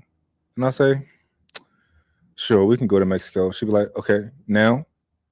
Like, no, like not right now, right? But we can go. Or she'll be like, yo, Dad, when can we go to Dubai? I'm like, yeah, I'll take you to Dubai. And she'll be like, okay, like, can we start planning now? And I'll be like, yo, like, but I make sure as I process that, I'm like, yo, you be asking some wild questions. Like I want to tell her in my mind, my traditional self wants to tell her, like, yo, these are too much for you to be asking, right? But then as I process it, I'm like, I don't never want you to lose that confidence to ask what's on your mind, you know? Because there's so many people once we grow up, so many things that we want to ask and we just can't do it, right? We lose that confidence. So I make sure to be like, and I tell my fiance, be like, just let her ask her crazy questions. Like, just let her do it, you know? I think that's pivotal right there. I think it's so many of us that don't want to ask questions, and that's why it's a lot of us that aren't successful. You know, going to college showed me that. You know, Mhm. you'll be in class, and because it's because I went to U of A, so it's 900 people in this auditorium, and you got a question. You scared to raise your hand. A lot of people scared to raise their hand and ask the question because it's 800 people watching me ask this question. It's like that could be something pivotal. I've seen people just go without the knowledge and say, "Forget it. I'm gonna just try to figure it out on my own and then get it wrong." You know, just like even in the podcast space, it's the same thing. You know what I mean? Or the content creation space, same thing. People be having questions all day long, but they won't reach out to you and ask, "Hey, bro, what type of camera is you using, bro? I've been trying to sharpen my shit up. I'm trying to get my shit right. Or, just your sound, bro. What kind of sound you using, bro? I'm trying to figure it out. My microphone, I'm trying to, they'll just go without. You know what I mean? Mhm. And when one question could have changed the whole trajectory of what it is that you was trying to accomplish or got you there a little bit faster. So yeah, no, that's a hell of a trait to have. Don't curve that at all. Let her ask as many as she want to ask. Because the people who ask questions, they the ones who get to the destinations fastest, bro. And that's Mhm. real. Mhm. Exactly. I like to think of myself as like a more creative parent, right? Mhm. Somebody who try to think outside the box, uh, try to definitely understand different perspectives and stuff like that. Because I know as I grew up, it was more so a traditional. My mom just wanted me to get good grades, Right. regardless of just wanted me to get good grades because that's all she knew. Get A's and B's, you'll be all right. And I'm a much different parent because I know when I was young, I just didn't like school. I wasn't interested in me. I was smart, you know. I could do a lot of things without actually having to do what other people had to do to be able to perform. But I just didn't like school. So I take that, when it comes to raising my kids, like I understand the different strengths of my kids. My daughters never gonna. They don't even need conferences. Like they Mhm. teachers be like, yeah, we might as well not even like. They're amazing. Like we don't even gotta do nothing to talk. I don't gotta talk to you. They help out all the other kids and stuff like that, right? Right. Whereas like my son, he's like, yo, I don't like school. And his mom will be upset at him for saying stuff like that. And I'll be like, he don't like school. Is what it is. No, Kept you it gotta real. get through it. You gotta get through it, right? But you don't like school, that's cool. You just gotta, it's just something that you have to take care of. But I want to nurture all of the things that I see in him that are great. So Mhm. my son's a good artist, you know. He loves to draw. He draws so much he try to, he want to do it in class. Now you can't do it then. You can only do it when it's time to do it. But you know, I'm gonna put you in every extracurricular art class that I can. Right. You know, anything that I notice inside of you that I think I can nurture, we gonna do it because a lot of our parents couldn't think outside the box. It just wasn't how they was raised. But it's so many opportunities and so many different things and places in this world that you can go besides the typical ways to go, you know. So I just make sure that I try to be that type of parent. Yeah, I mean, I would venture to say the typical ways are kind of antiquated in this era. Um, you can get rich faster on social media than you can on the workforce.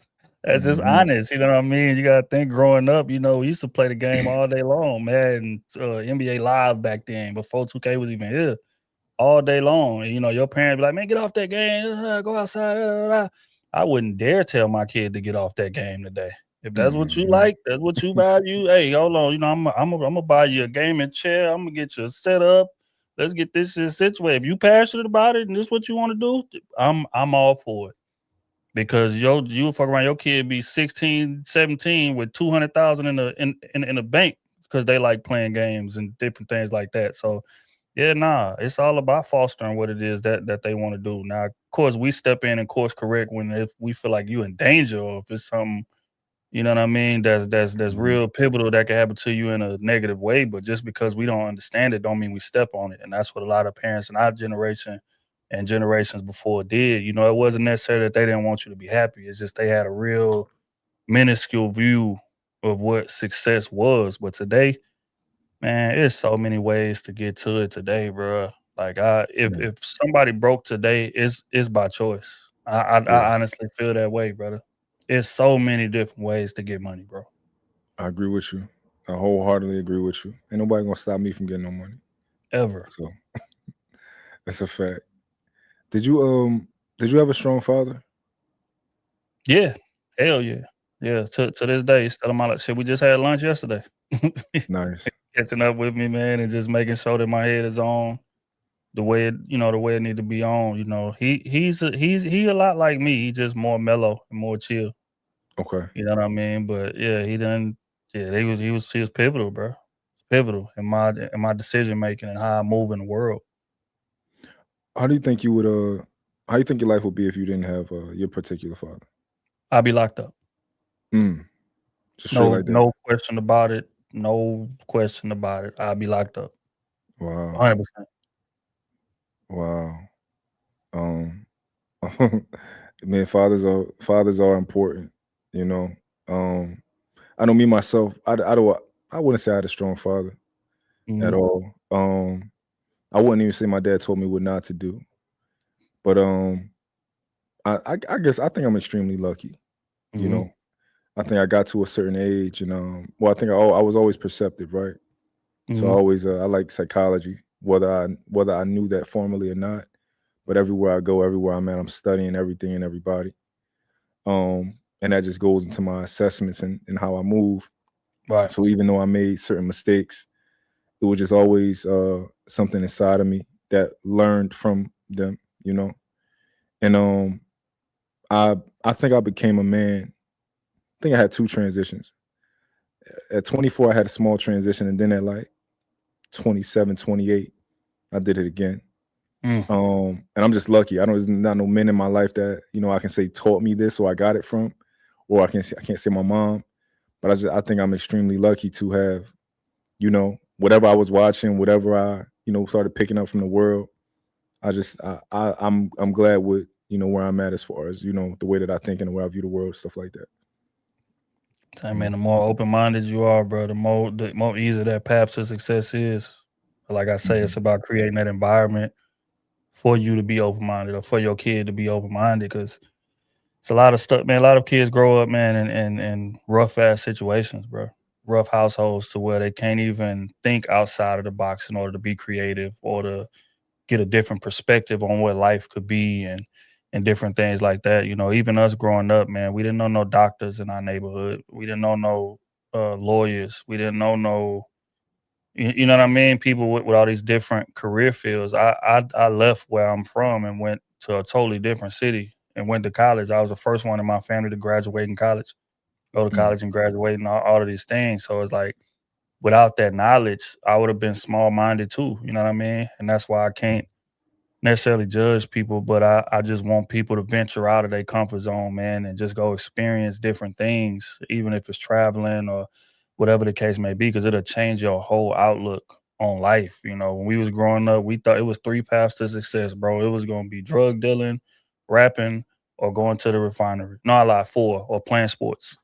Yeah. Those four things. That's what we deemed as success. You know what I mean? Mhm. And I left and went to college, and that's when I started figuring out, damn, okay, they got, accountants out here making all of this money. They got, welders, certification. I forget it. Look, plumbing making all of this money, and we just career fields we never seen or we never even thought of. You know what I mean? And yeah, that shit is pivotal. You want to create an environment for your kid to be able to think creative, and not necessarily Yeah. be in survival mode all the time, to where you tunnel vision or whatever the case. But yeah, no, that's pivotal right there. Yeah. I know I can't even me personally, I can't imagine not being so heavily involved in my kids' lives. Like it gives me anxiety to even think about it, you know. Mhm. Not like I don't know how I feel about letting you go to your mom's house for the full summer. It just Right. sound crazy that for me to not be around you for that long. It's like I don't know what can happen, what can, these type of things. And just kind of like when people say, "Oh yeah, I get the kid half the year, the other parent get the kid half the year," I'd be like, I can't imagine. That's a long time. That is a long Right. time, man, to not be with your dad. That right there is what you call solid parenting right there, brother. You got people who Mm. don't care about being away from their kids for years at a time, months Mm. at a time, all type of shit. Yeah, no, I couldn't imagine that either. Ain't no way. No. Mm-mm. All right, let's I want to talk to you about do you think that you consider yourself to be romantic? Mm, no, not as much as I should be. No, Okay, I so think you I got a say lot of work to do in that area. not as much as I should be is an interesting answer Mm, because that means that it was a self-reflective answer. right. It means that you thought about it and you're like, you know what, I could be more romantic or I want to be more romantic. What makes Yeah. you makes you say Mhm. that? I think that, my mindset is not different than most men. I think most men think grandioso is romantic, when in reality it's the little things. You know what I mean? You'll have your woman to explain that to you, and then you'll still try to go out there and spend all this money on the trip, or all this money on the bag, or all this money on whatever the case may be. And that's what we deem as being romantic, or but it's like, nah, it's the little things. It's handwritten notes. It's, intentional time set aside. It's, the gift being reflective of some personal story from her childhood that she told you. It's little things. It don't necessarily cost her. You ain't got to go out there and spend $5,000 to show your romance or whatever the case may be. It's just about being tapped into what the little things are. And I think men, a lot of times, we so finish line oriented in comparison to women who are like hypersensitive to immediate detail. And that's where we miss each other. But I think if we can be a little more like in tune with that type of thing, then we'll be as romantic as we could be, because it's in us. But it's not a thing that we just come equipped with as men. You know what I mean? Men come equipped with knowing how to hustle or knowing how to do this or whatever the case may be. But being just romantic, nah, that take real thought, that take real effort, that take real attention to detail that a lot of men Yeah. don't have, you know. Yeah. What is to you, what is intimacy to you? Safety. I think intimacy is safety. It's the environment you create that invokes like a sense of freedom to just be as expressive as I want to be locked into the moment. Or intimacy is a vulnerable conversation. Intimacy is grabbing your girl hand when y'all walking down the street. It's simple things, but it's a safety. It's creating a safe environment for not only her but you too, to be as expressive as you want to be without fear of judgment or without fear of looking at each other differently or whatever the case may be. So yeah, that's what I deem it as. A lot of people think intimacy is just sex or it's something sex related. Nah, Mhm. it's a safety piece more so than that to me. Yeah, I guess I'm responding to both of the things that I asked you. I know for me, I would consider myself to be a more romantic guy. But Mhm. even though like people might come to my page and be like, "Oh, he's extremely romantic" or whatever, I'll fall short just like everybody else. Mhm. Um, it's I get the moments where I'm like, "Damn, we ain't do nothing in a minute," and I kind of gotta recalibrate and let's go find a comedy show, or let's go do this, let's go drive to Baltimore and get some crabs, Right. like I think we all kind of got to sit down and self-reflect, like, how kind of have I been doing recently? We get busy, things like that. Want to make sure that we kind of like, taking the time. And I don't want to compare women to dogs, right, at all. Mm. But for some reason in my mind, I just kind of feel like it's like taking them for a walk. Like, like I don't but it's not, I don't want to I see compare the them to vision. I see what dogs. you mean. Yeah, like some you gotta take your girl for a walk. Like, yo, they like to be out sometimes. They like to like Yeah. and I know as men a lot of times we're simple, you Mhm. know. We just like listen, we can love on each other in this house, baby. Like we can love on each other on this couch. But it's like, nah, she wanna go out, she wanna get cute, she wanna feel pretty. She wanna, that's their vibes. They like to do that. So I think Yeah. we definitely gotta prioritize it. Yeah, I agree. I think a lot of men mistake the fact that, hey, look at this. Um, Mistake the fact that the things gotten from my hustle is gonna be able to substitute for that. Like she know that I'm Mm, out here getting money. She know I'm grinding. We in a nice house, ain't we? Like we driving a nice car, ain't we? Like you got designer clothes in that closet, don't you? That should be enough to show you how much I care. And it's like, nah, just going back to that take your dog for a walk analogy you using. I think that's pivotal, but it's just about being intentional. Even if y'all is doing something at the house, you say, "Look, baby, let's goddamn, we gonna have a movie night here. We gonna set up all the pillars and put the covers over the. We gonna, you know what I mean, create a little tent and cook something, mhm. and we just the thought and just the intention and just the fact that you had the wherewithal to like, okay, this is set aside time for us Yeah. to do what it is that we doing. It ain't always about spending a lot of money. It ain't always about going to that restaurant and spending $400 or $500, bro. You can create the same type of experience, sometimes even a better one, when y'all locked in the way that y'all need to be locked in at the house. But it's just about intention. It's like, is that set aside time carved out? It's not, hey, we both got off work, we both sitting on the couch, we here. This is quality time. No, no, no, no. That's not intentional. You didn't go into it with a mindset of her when you was creating it. And that's all they be wanting for real. If you could master that, they'll give you a lot of grace for the other things that you fall short on for sure. Yeah. Um, and in regards to intimacy, right? I know I consider myself to be a person that is in search of the highest level of intimacy with my woman, right? Mhm. Whatever that is, like give that to me. Um, I think intimacy is exactly everything that you said. Is vulnerability. It's like those are the things that I cherish the most and that I appreciate the most about her. Mhm. Is like I feel the best when she's her most vulnerable with me. Which Mm. is like if somebody asks me what's the favorite thing to do, my favorite part of the day or whatever when it comes to my woman, I'm gonna tell them bedtime. Mm. Like it literally is just something about that feeling of being in bed together. I don't care if you on your phone or whatever. Like when it's time to go to bed and y'all, you know, you turn that lamp off and you turn and you hold each other. There's something about that feeling that I don't. It's hard to get that anywhere else. Like that feeling is like addictive to me. It's my favorite. It's my favorite part of the day, man. Right. And I know like you don't do too much talking because it's bedtime. You turn around, you go to sleep, but like it's so powerful to me that it's like my favorite You do a part. lot of talking. It's just not verbal.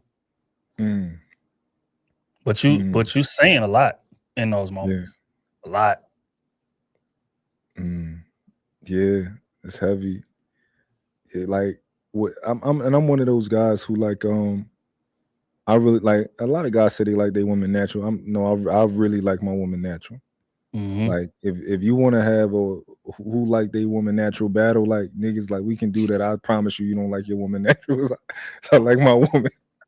I'm gonna keep it a buck, like Right. like she ain't gotta shave nothing. Like what Yeah. God gave you is how I want you how God made you. It's for real, you know. So like that's because, and I think that way because I'm in search of the highest level of intimacy, and I think that's Yeah. intimacy, you know.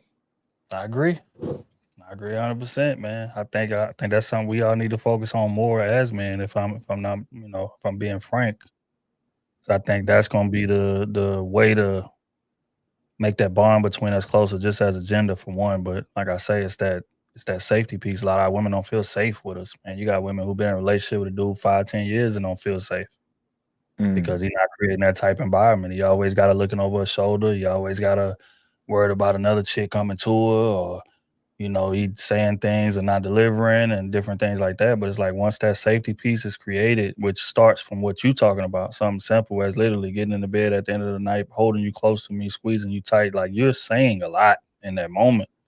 It's like mm. I got you. You know what I mean? I'm here. I got you.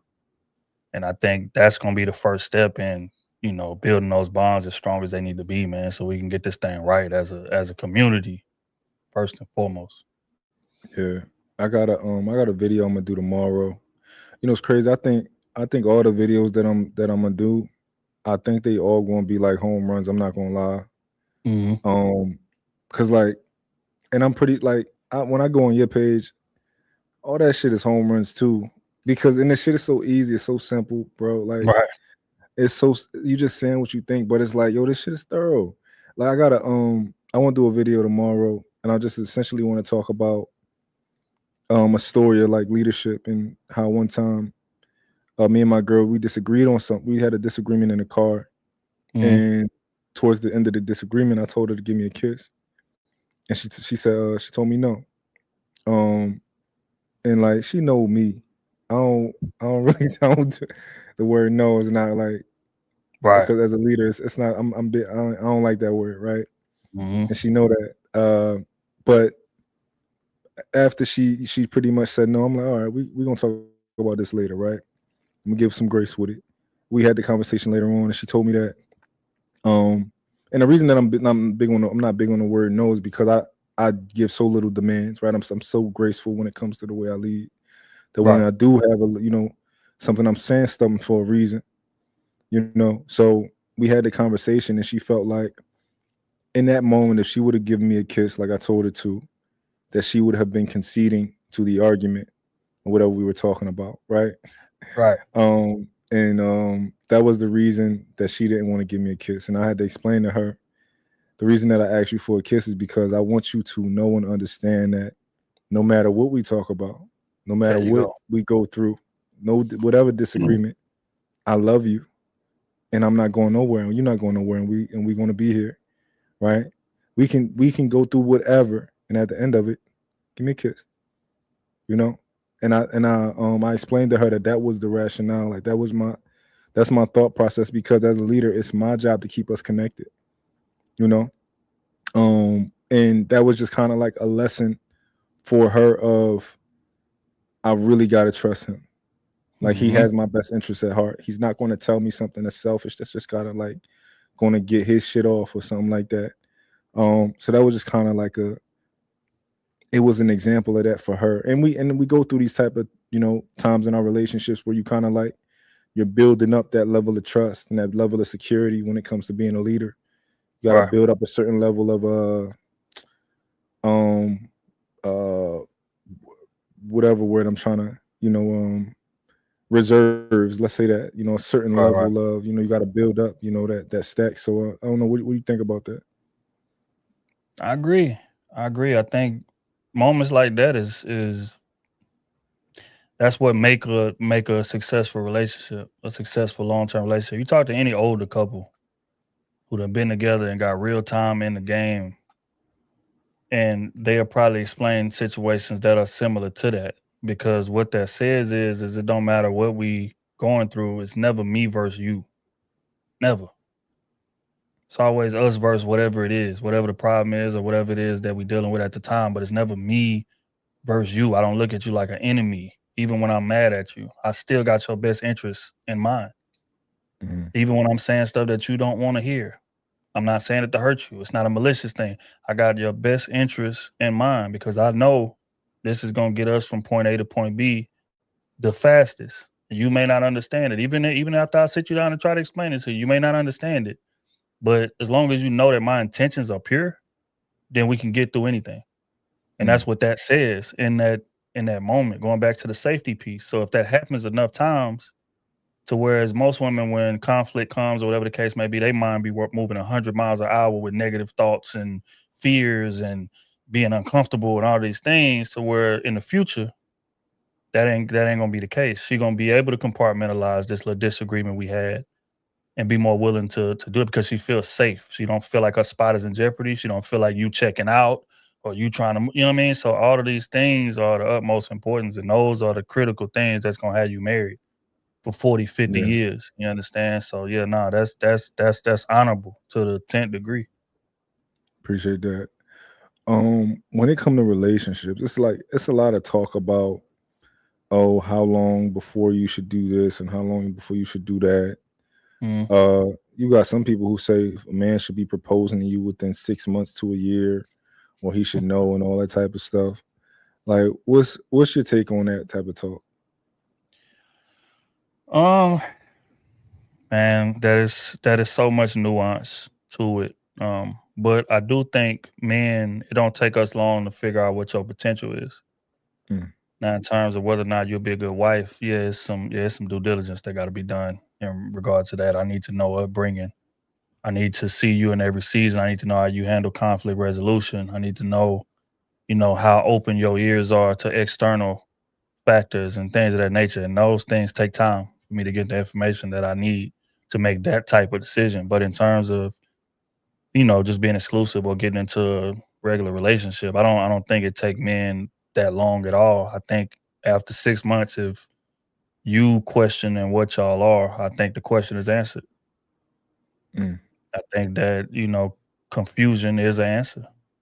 That's how I Hmm. feel. Because if I Yeah. like you and we've been rocking and talking on a frequent fashion for 6 months, you're gonna know exactly how I feel about you. You know what I mean? It's Hmm. because I didn't have enough time to at least do that much due diligence. Now, marriage, that's something totally different. Like I said, we got to do real background checks, like you trying to get a government job, or like you trying to apply Yeah. to the police force. That's the type of due diligence that I feel like is necessary for that type of thing, because marriage is such a serious thing with real consequences, especially for men if it goes Oh, wrong. So keep talking. Let me yeah. fix my battery. 1 second. Yeah, so yeah, I think that that's the issue with a lot of situations, man. It's not enough due diligence that happens, bro. Like when we talking about vetting a woman for marriage, it can't be just the fact that she look good. Can't be just the fact that she got a fat ass. Can't be just the fact that the sex is great and things of that nature. No, no, no. I need to know, how did you grow up? I need to know, what type of marriage did your parents have? I need to know, like, what type of relationship did your grandparents had? Like, what type of, your sister and her man, what's the dynamics of their relationship? Was it intimacy involved back in the day? How was the conflict resolution? Was they yelling at each other in the house? Was they throwing blows? Was like police called and all of these things? Because all of these are pivotal pictures that have been downloaded to your mind. And I need to know these things, because when we run into these situations, your instinct is gonna have you react the same way you seen, even if you grew up saying, that right there never be me. But what done been programmed and what done been ingrained in you, that's what you gonna do when you under pressure. You understand it? Just like a basketball analogy. I've been working on that left hand all summer. All summer I've been working on that left hand in drills. But then when I get in that game, when the season starts, niggas start trapping, and it's real defense being played and things of that nature, I'm going right back to that right hand because I'm not comfortable enough yet with that left. My instinct is gonna take over in that moment. And it's the same Mm. thing in relationships. The toxic shit that you try so hard to get away from, that been programmed into you, when tribulation come, that's what you're gonna resort to automatically. So I need to do that due diligence so I know what you're gonna resort to. How did you grow up? What's your idea of intimacy? Was it PDA going on in the household? Like all of these things, like a real deep dive into who this person is before I know, okay, she'll make a good wife. And that's how I feel like that should be conducted. You know, I agree with you. Like I'm one of those people who do think that living with each other before you get married is beneficial, right? I know how some people look at it.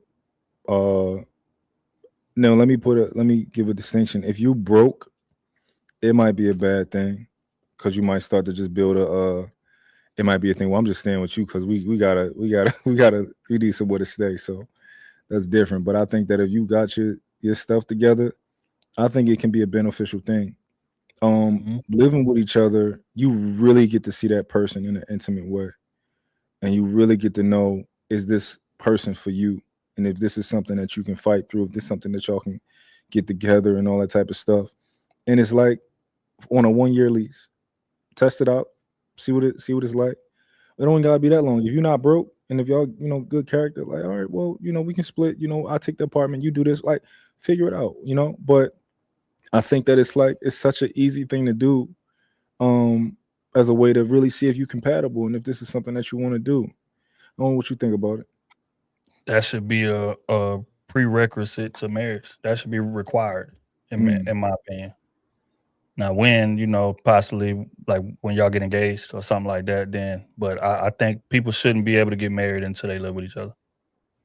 Because I just realized it's certain habits that you just won't be privy to unless you waking up and going to sleep to them every day. Thing about living with each other is that it ain't no prep time. It's another reason why I don't believe in long distance relationships. Okay. Because it's too much prep time for me to craft the image that I want you to see. But when I'm going to sleep and waking up to you every single day, it ain't nowhere to hide. It ain't no prep time. I got to see the good. I got to see the bad. I got to see the ugly in you.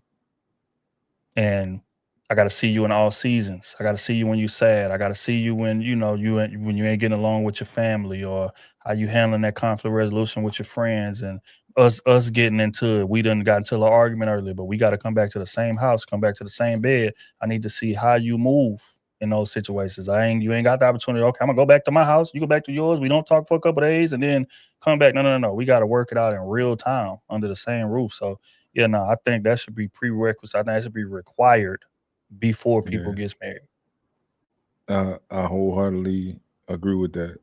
I get all the people who might be religious. I can't tell y'all what to do. Right. Or the other people who kind of think, like, some women think that they under the impression that if you move together, they're going to be giving you something that you would have been in search for if y'all got married.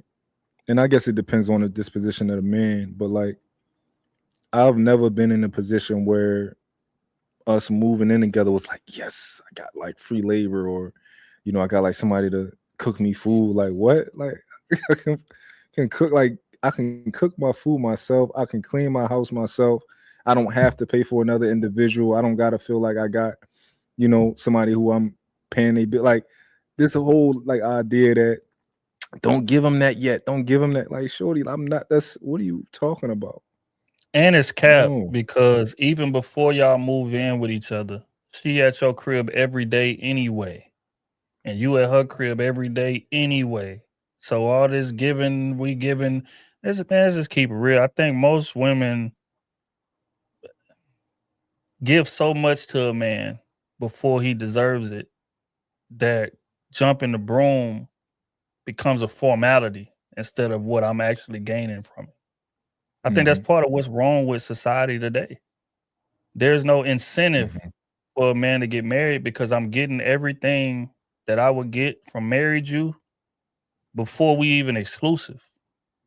I got free access to your body. I can call you whenever I want to. I can pull up to your crib. You cooking for me. You coming to my crib. You cleaning up. You doing all of these things before we even become exclusive, let alone become married. So that's why I say you talking about don't get that to him. You done gave me everything else. What the hell is the difference between us going to bed together and being up under the same roof when you at my crib every day anyway? So it's like, nah, bro, we got to be sensible about it. Now, just like you said about the religion, that's something different. But I'm talking about just in general, nah, that gotta be a requirement, bro. I gotta see it. I got to see it all Yeah. if I'm gonna make this investment. Because, like I said, you ask most women, bro, what you saving for your man for marriage? Ask any chick in a relationship today. Next time you talk to a just random girl or whatever, but make sure she got a boyfriend already. But ask her, be like, hey man, what you saving for bro into marriage? Like, what do you got to look forward to when he? It's gonna be a hard fucking question to answer. I tell you that. Yeah. That's funny. Most times, not my done got kids already. Sex is there, cooking is happening. All of these things. It's like, bro, I ain't got nothing to look forward to when I get married, except the risk that I'm gonna take on. That's the reality. That's why the vetting got to be where it need to be, and we need to bring the courting process back. Yeah. Because it ain't no real courting going on, bro. You be done met a chick today on social media and be at a crib the same night. That's how this shit go, bro. I know. For me, I'm one of those people where I think that if a woman used that advice on me of like, oh, don't give him this, don't give him that until y'all get married, like oftentimes with me it just wouldn't work out because the way that I just want to give, you know, like of course there's a gradual how much you give, you know, with each other, right? I don't think that a man that's not your husband should be paying your bills. Now, if y'all live together, it's a different conversation, the way that y'all, you know, discuss that. But I do think that gradual things are important. Like, I know for me, at a certain point with my woman, when she was just my girlfriend, at a certain point, I wanted to take over responsibility of her car. Like, I'll take care of your oil changes. I take care of this. You don't have to call your dad, you know. I'm gonna check this and I'm gonna check that. I'm gonna make sure that your car is straight, right? And then after a certain point, like I just wanted to be the person that you call when you know something is going on. Like you get into an accident, you know, call my phone, you know, I want to be there, stuff like that. That's when I knew I was serious. But I think that it's like a gradual amount of investment that you give until you actually start to live together, and then you get married. I think then the investment it boosts. But I do hear a lot of people being real stingy with the investment because they might have got burnt one time. And I know for me, I know I'm ready to invest because like my woman could cheat on me now, God forbid, right? Cheat on me now. We split. I'm not going to go to the next woman and be like, listen, man, you know, I just want to go Dutch because I didn't spend so much money in my last woman. You know, I just don't want nobody to kind of take advantage of me. Like, no, I'm gonna be the same guy that I am. Now, my vetting process might change. I might make sure that you are the person I want to do this for, but I'm not about to give the next woman half of me, you know, because of this certain situation. I agree with that 100%. I think you got to show up to the relationship how you show up. Just is what it is. It's about picking somebody worthy for how you show up. But unfortunately, we be showing up how we show up and dealing with people who aren't worthy of it, and that's why we get burned. You know what I mean? Like I don't want to hold nothing back. Like we are very grown. I'm 36 years old. Hypothetically speaking, if I'm single tomorrow, I'm 36 years old. I ain't got time to be playing games, and I'm gonna give a little bit, but I don't want to get too much because I want you to feel. I need you to, you know, get you too comfortable. I need to maintain leverage. I need to, I'm grown, bro. This how I'm showing up. You know what I mean? We going out on dates. We doing this. I ain't even worried about the type of money and none of that because for one, I'm not even dating a woman who broke. That's not my preference. You understand? So that money is out the way right out the gate. So you got paper, I got paper. It's just about us just getting together and just having fun, man. It don't even matter who paying. It don't matter whatever. Even when we get married and move in together, we both making money. Or even if you decide you don't want to work no more, I'm making enough money to cover it. Nah, it's gonna be based on the right thing. But I'm not sacrificing who I am because now I'm walking into a relationship with a mask on. This ain't me. I'm trying to hold something back because I'm hurt or because this, that, and third. So I'm not doing you. I'm asking you to give all of you, but I ain't giving all of me. That's not fair. So if you that hurt to where you feel like you gotta show up to the relationship as a different person, it's time to sit your ass on the sideline and heal. Yeah. I knew for me, I was in my past, I was very like quick to leave situations. I had an abundance mindset, and I was just ready to. You play with me, I'm out. You do one thing wrong, I'm out. Um, and in my current relationship, once I got to a point where I knew that like you can be my you can be my actual girlfriend, like you can be my woman, right? Mm. I wanted to kind of assure her that that's not going to be an issue. Her kind of feeling like she had to walk on thin ice and things like that. I knew that once by the time I asked you to be my girlfriend, I knew that I wanted to work through problems with you, which was something that I never got to, kind of in my past. Right. But it's kind of like was something I started to implement, you know. Growth, bro. It's progression. That's how it looks. Yeah, yeah. Um, when you were, what made you like at 27? Like, what made you be like, yo, this is, this is it for me? Man, me and my lady, we got so much history, bro. So well, we basically grew up together. We got together when we Mm, was grown, but we grew up together. Like she from my city, like she from where I'm from. So okay. I got to watch her turn into the woman that she became, or turn into the woman that I would marry. You know what I mean? So when it came to that decision, it was very easy. I had my mind made up already. It was just a matter of, like I said, doing that due diligence and then me getting in the right position to be able to take care of the family. Because that's what I'm kind of old school in that way. Like I think a man's job, is to cover the family, you need to be in a position financially. Is why I put the video out the other day. I don't feel like men should date when they broke. It's because for one, our Mm, mind don't work right when our money ain't right. That's just real. So it's like I wanted to get in a position to where I could be able to take care of everything that I was signing up for. And once that happened, then we got it done. You know what I mean? But yeah, as far as what was the deciding factor, bro, is because I didn't. I knew who I was walking into it with because I mm. watched her grow from a kid into the woman she is today. If you were, if you were the same person you were at 27 today, uh, what would your relationship be? Hmm. Like what's the VH1 reality shows? It'd be messy, bro. It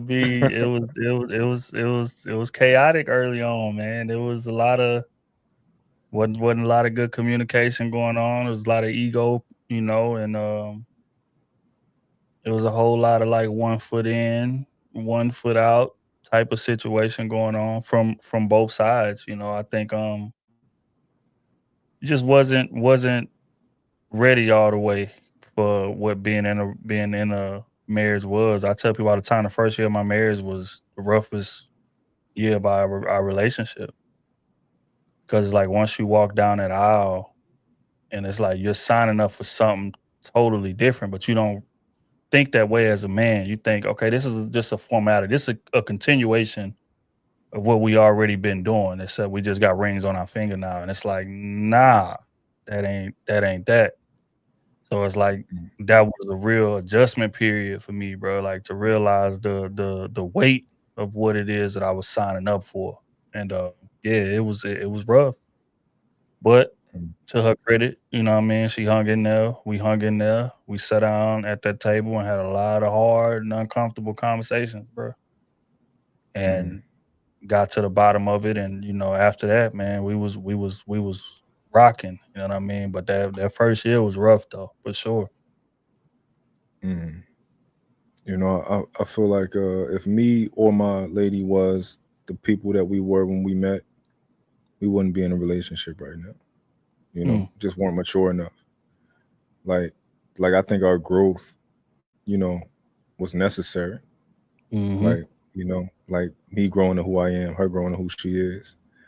It was as absolutely necessary that we, it's just part of the process. Um, I don't want to hold you too long, but I got some questions I want to close out with. That I think they might challenge you a little bit to think. All right, See let's what we do got it. here. Okay. Um. Um. What's a fear that you carry into relationships, even now with the growth that you've had, if anything? um, what's a current fear that I have about relationships now? Yeah, yeah, if any. Um, that I don't set a good enough example and don't accomplish enough that when I'm gone,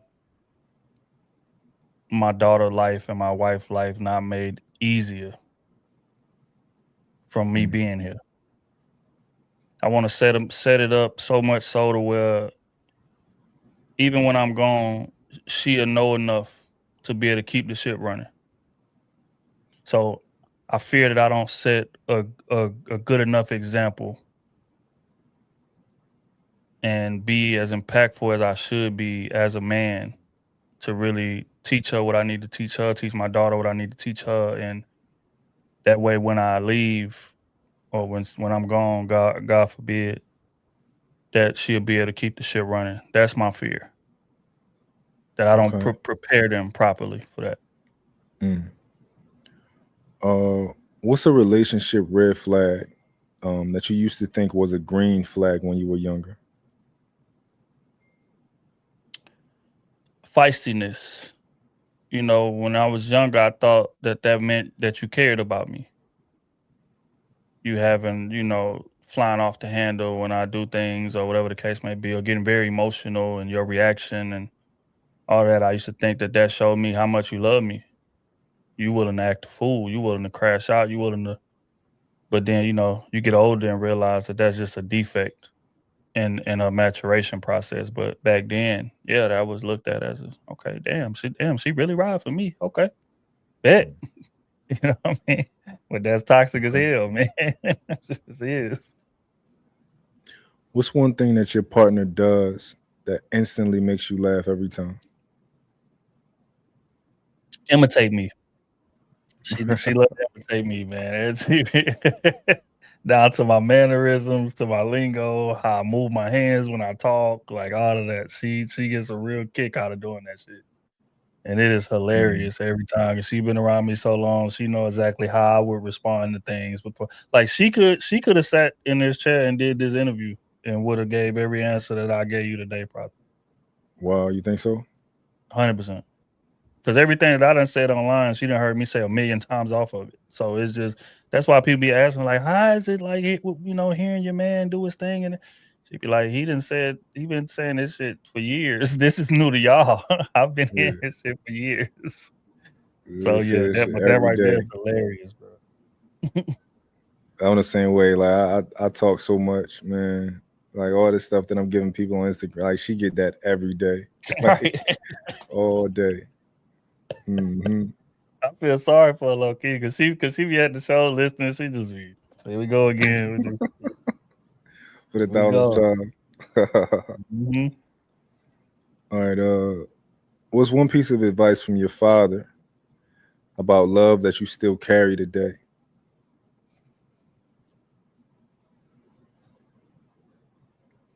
Man, my pop told me something one time, man, that I never forget. I think this the greatest advice that he ever gave me. He said, "You gonna work early or you gonna work late, but you gonna work if you want to be successful." And the way that he was using it was in the like, you can bust your ass and go to school and do the hard work and everything that you want to do now, so your life can be easier later, or you can bullshit and do what you want to do now, get in trouble, do all these things, and then you're gonna be working hard at 80, 90.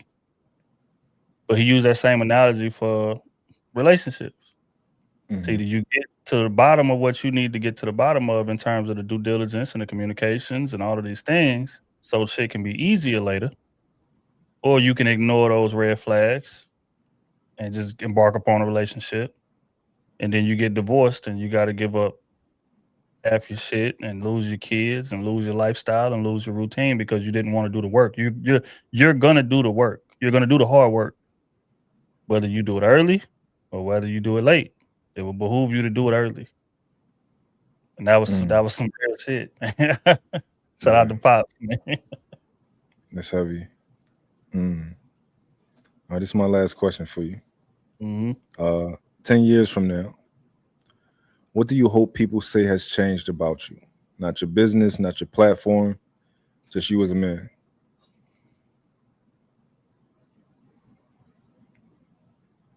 I would hope they say that I done step more into a leadership role in terms of within the community. I don't Mm. think that I'm as galvanizing as I should be as a person. I think it's a lot of Mm. people that look up to me. It's a lot of people that call me for advice or different things like that, and I always give it to them, or I'm a man of my word. If I say I'm gonna do something, then I'm gonna do it, and things of that nature. But hopefully, in 10 years, I'll be done reached out and set up a network to where I can teach a lot of people the game that I know and certain things, whether it's business, whether it's life, or whether it's this, whether it's that. But I could set up something that I could really help a lot of people, and I could take a leadership role in that. I think most of my life, I've shied away from leadership. Mm. I just always I wasn't interested in anybody else's outcome aside from mine. So you understand, and that's a gift and a curse. It's a gift because I never was a follower. Like even around the Yeah. neighborhood, certain shit they be doing, I'd be like, nah, I'm not doing that. But Yeah. look, they had enough respect for me to where, it wasn't no issues with that. You understand? But it's like I was always a thinker I'm gonna go my own way. I'm gonna go to college, even though nobody from my neighborhood done been. I'm gonna goddamn get into social media and start making these videos, even though niggas in the hood looking at me like, bro, what is wrong with you? What are you doing? You know what I mean? I'm a go my own way. But oftentimes when I went my own way, I was successful and people wanted to follow me, but I never Mm. gave people the opportunity to do that. I would kind of be I'm very insulated. I'm very closed off. You ain't gonna see me out with a bunch of different people and stuff like that. Most times you see me outside is me and my old lady or me and my boy O. You know what I mean? It's either is that, and in 10 years, hopefully I done built a community. Hopefully I done been, took a leadership role in galvanizing the people who really respect me. Yeah. Mm. Good answer. Appreciate that. Um, man, I appreciate you coming on and kind of chopping it up with me, man. So Uh, appreciate you having me. absolutely, man. Listen, I'm gonna give you my number just in case you ever need me and need anything. You ever happen to be in Philly, Right. uh, definitely hit me up. I'll show you around, whatever. I don't know if you're familiar with the area, or anything like that, man. But I appreciate you coming through. I think we have a lot of similarities in the way that we think, a lot of Right. overlap. Man, and it's just I enjoy having that conversation. You know, Likewise, brother. appreciate it. Like I say, I appreciate you having me. I'm proud of what you done built.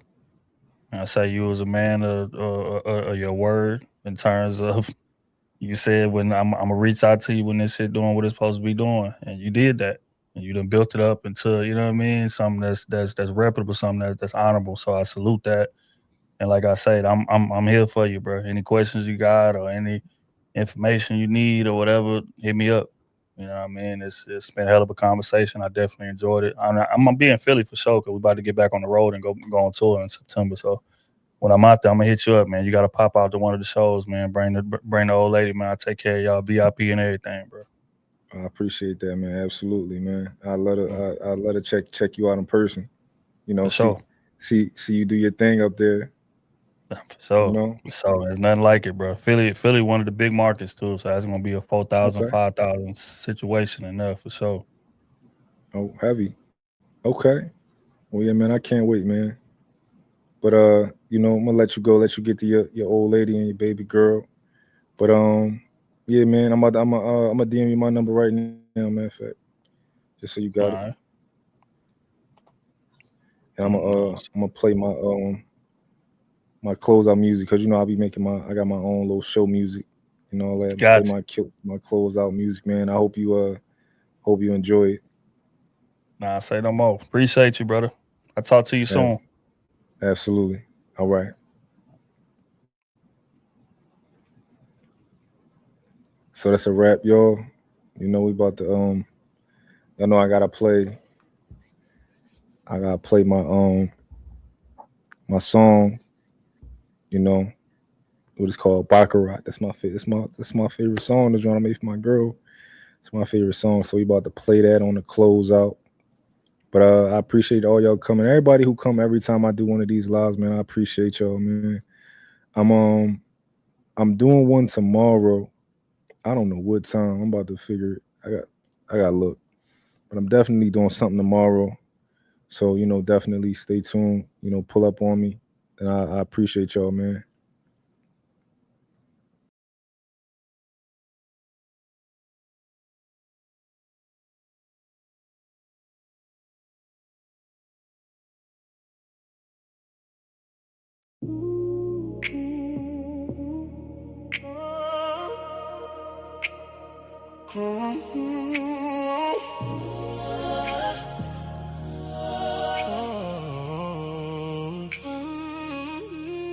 Come and talk to me. Come and talk to me. I really wanna meet you. Come and talk to me. Tell me where you might go. Yeah. Can I talk to you? I really Wanna know you. Come and talk to me. come and talk to me. You ain't gotta. Hide from me. Oh. I really wanna meet you. Can I talk to you? Come and talk to me. I really wanna know you. I really wanna be yours. Come and talk to me. Come and talk to me. I really wanna meet you. Come and talk to me. I can feel your energy. So deep. Can I talk to you? I really wanna know you. Come and talk to me. Come and talk to me. I really wanna know your heart. Your heart, come and talk to me. Come and talk to me. I really wanna meet you. Come and talk to me. Tell me what you've been through. Can I talk to you? I really wanna know you. Come and talk to me. Come and talk to me. You can put your trust in me. I really wanna meet you. Can I talk to you? Come and talk to me. I really wanna know you. I really wanna hear you speak. Speak to me. Come and talk to me. Come and talk to me. I really wanna meet you. Come and talk to me. I can feel your energy. So sweet. Can I talk to you? I really wanna know you. Come and talk to me. Come and talk to me. I really wanna be your peace. Your peace.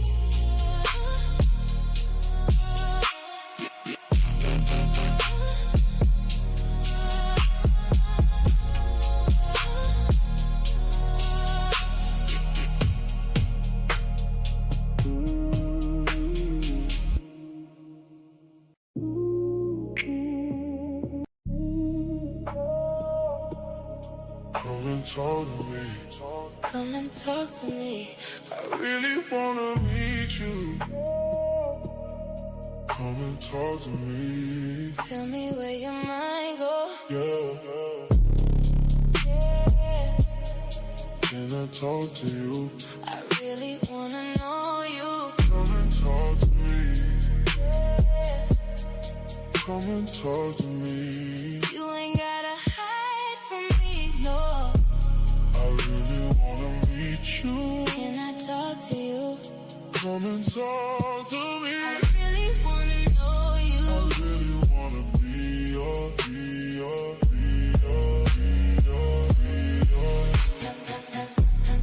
Come and talk to me. Come and talk to me. I really wanna meet you. Come and talk to me. I can feel your energy So deep. Can I talk to you? I really wanna know you. Come and talk to me. Come and talk to me. I really wanna know your heart. Your heart.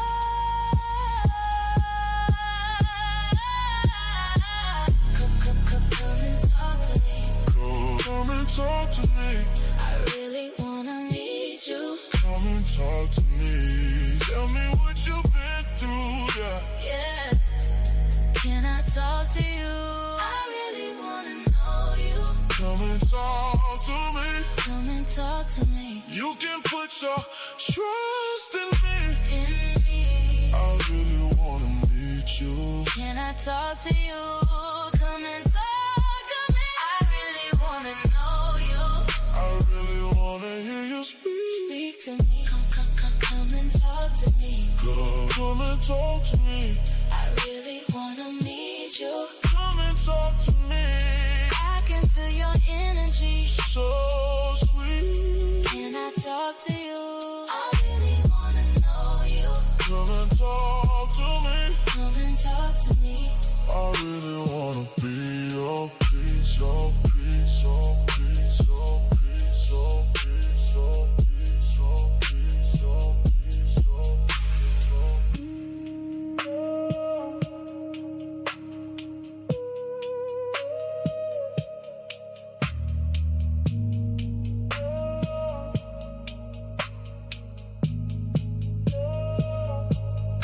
Come and talk.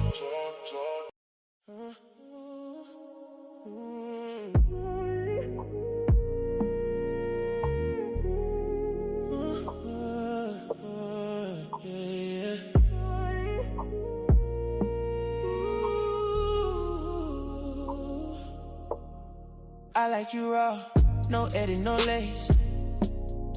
Your morning bread still fits your face. The things you hide, I hold them close. The things you feel, I want the most. My 6-foot Amazon, you stand like gold. I ice your hand, then let it glow. I know you cycle by heart, by week. I know your moves before you speak. You make me proud just walking in. Slim black dress and that soft grin. Don't change for me. I like the truth, the real you. Pulls me through, don't shower, baby. Let it stay on you. Don't shower, baby. I wanna taste the real you. Don't shower, baby. I wanna taste the real you. Don't shower, baby. I wanna taste the real you. I'm yours, baby. Mark your territory. I'm yours, baby. That's my glory. You my Baccarat rouge. Stick on my skin. You my Baccarat rouge. I'm gone again. Yeah.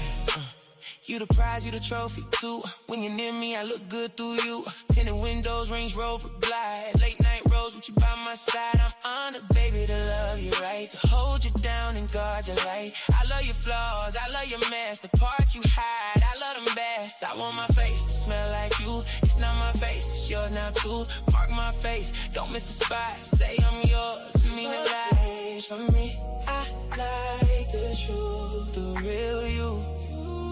Pulls me through, don't shower, baby. Let it stay on you. Don't shower, baby. Yeah. I wanna taste the real you. Don't shower, baby. the real you. Don't shower, baby. I wanna taste the real you. I'm yours, baby. Mark your territory. I'm yours, baby. That's my glory. You my baccarat rouge, stick on my skin. You my baccarat rouge, I'm gone again. Slow it down, let the room breathe. Say my name like you need me. Deeper now, syrup in my tone. Hold me close, you are my home. They just shine like morning gold. The energy warm in the cold. You light it up for everybody there. You walk in and the whole room cares. I wanna taste the real you. Don't shower, baby. Hey, I wanna taste the real you. I'm yours, baby. Mark your territory. I'm yours, baby. That's my glory. You my baccarat rouge, stick on my skin. You my baccarat rouge, I'm gonna get my trophy girl. My reason why your light on me makes heads turn pie. I wanna taste the real you. Don't shower, baby. I wanna taste the real you.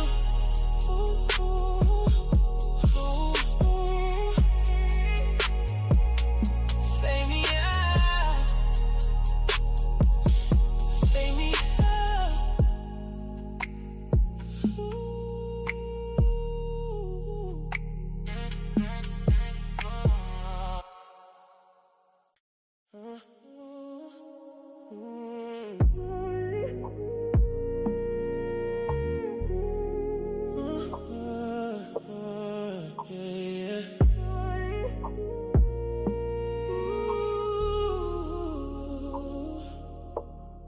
I like you raw, no edit, no lace. Your morning bread still fits your face.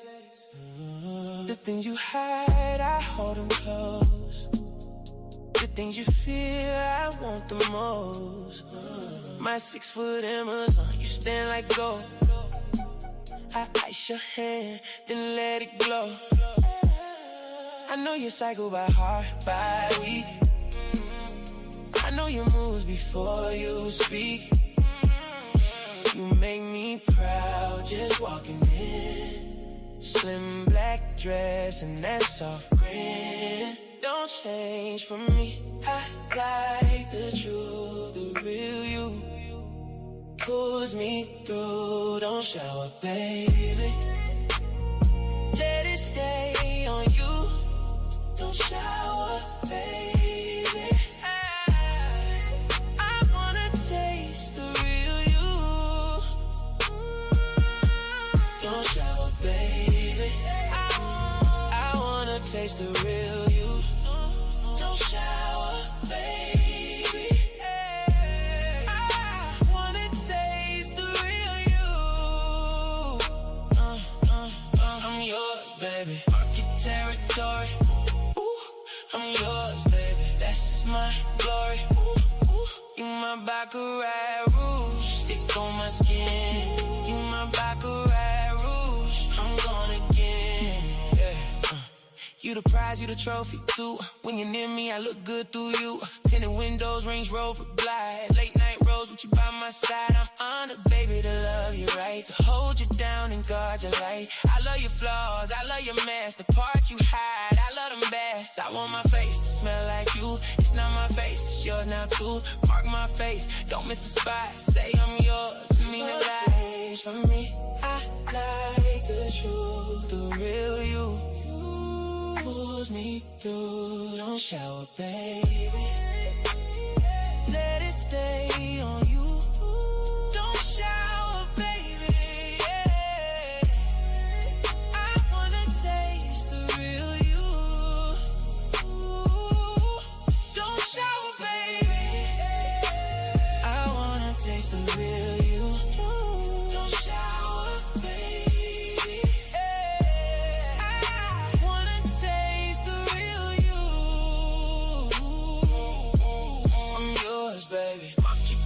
territory. I'm yours, baby. That's my glory. You my baccarat rouge, stick on my skin. You my baccarat rouge, I'm gonna get. Slow it down, let the room breathe. Say my name like you need me. Deeper now, syrup in my tone. Hold me close, you are my home. They just shine like morning gold. The energy warm in the cold. You light it up for everybody there. You walk in and the whole room cares. I wanna taste the real. Don't shower, baby. Hey, I wanna taste the real you. I'm yours, baby. Market territory. I'm yours, baby. That's my glory. You my baccarat rouge, stick on my skin. You my baccarat rouge, I'm gonna get my trophy girl. My reason why your light on me makes heads turn pie. I wanna taste the real you. Don't shower, baby. I wanna taste the real you.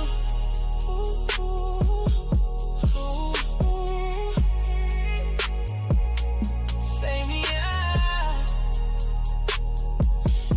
Fade me out.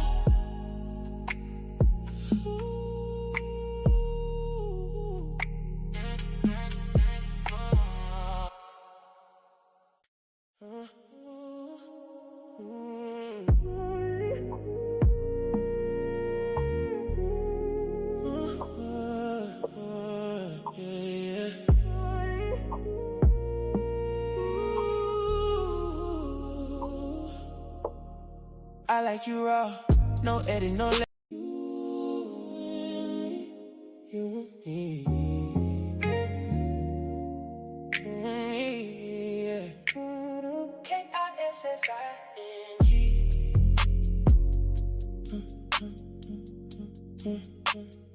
You and me, yeah, yeah. Kissing.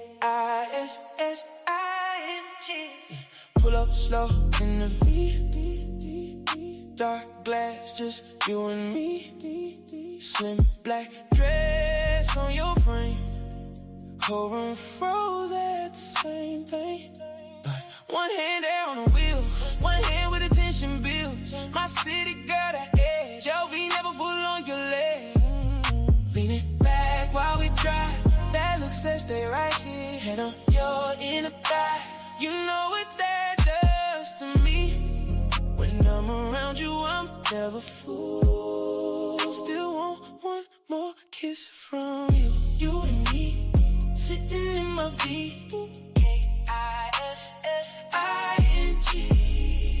You and me, sitting in my V. Kissing. Lips so soft, I replay that scene. You and me, sitting in my V.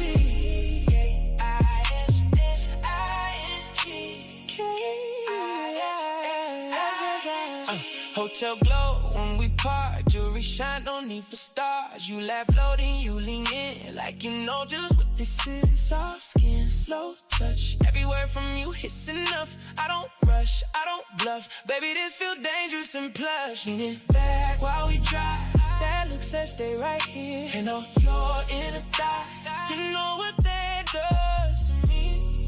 When I'm around you, I'm never fooled. Still want one more kiss from you. You and me, sitting in my feet. Kissing. You and me, sitting in my feet. Kissing. Lips so soft, I replay that scene. You and me, sitting in my feet.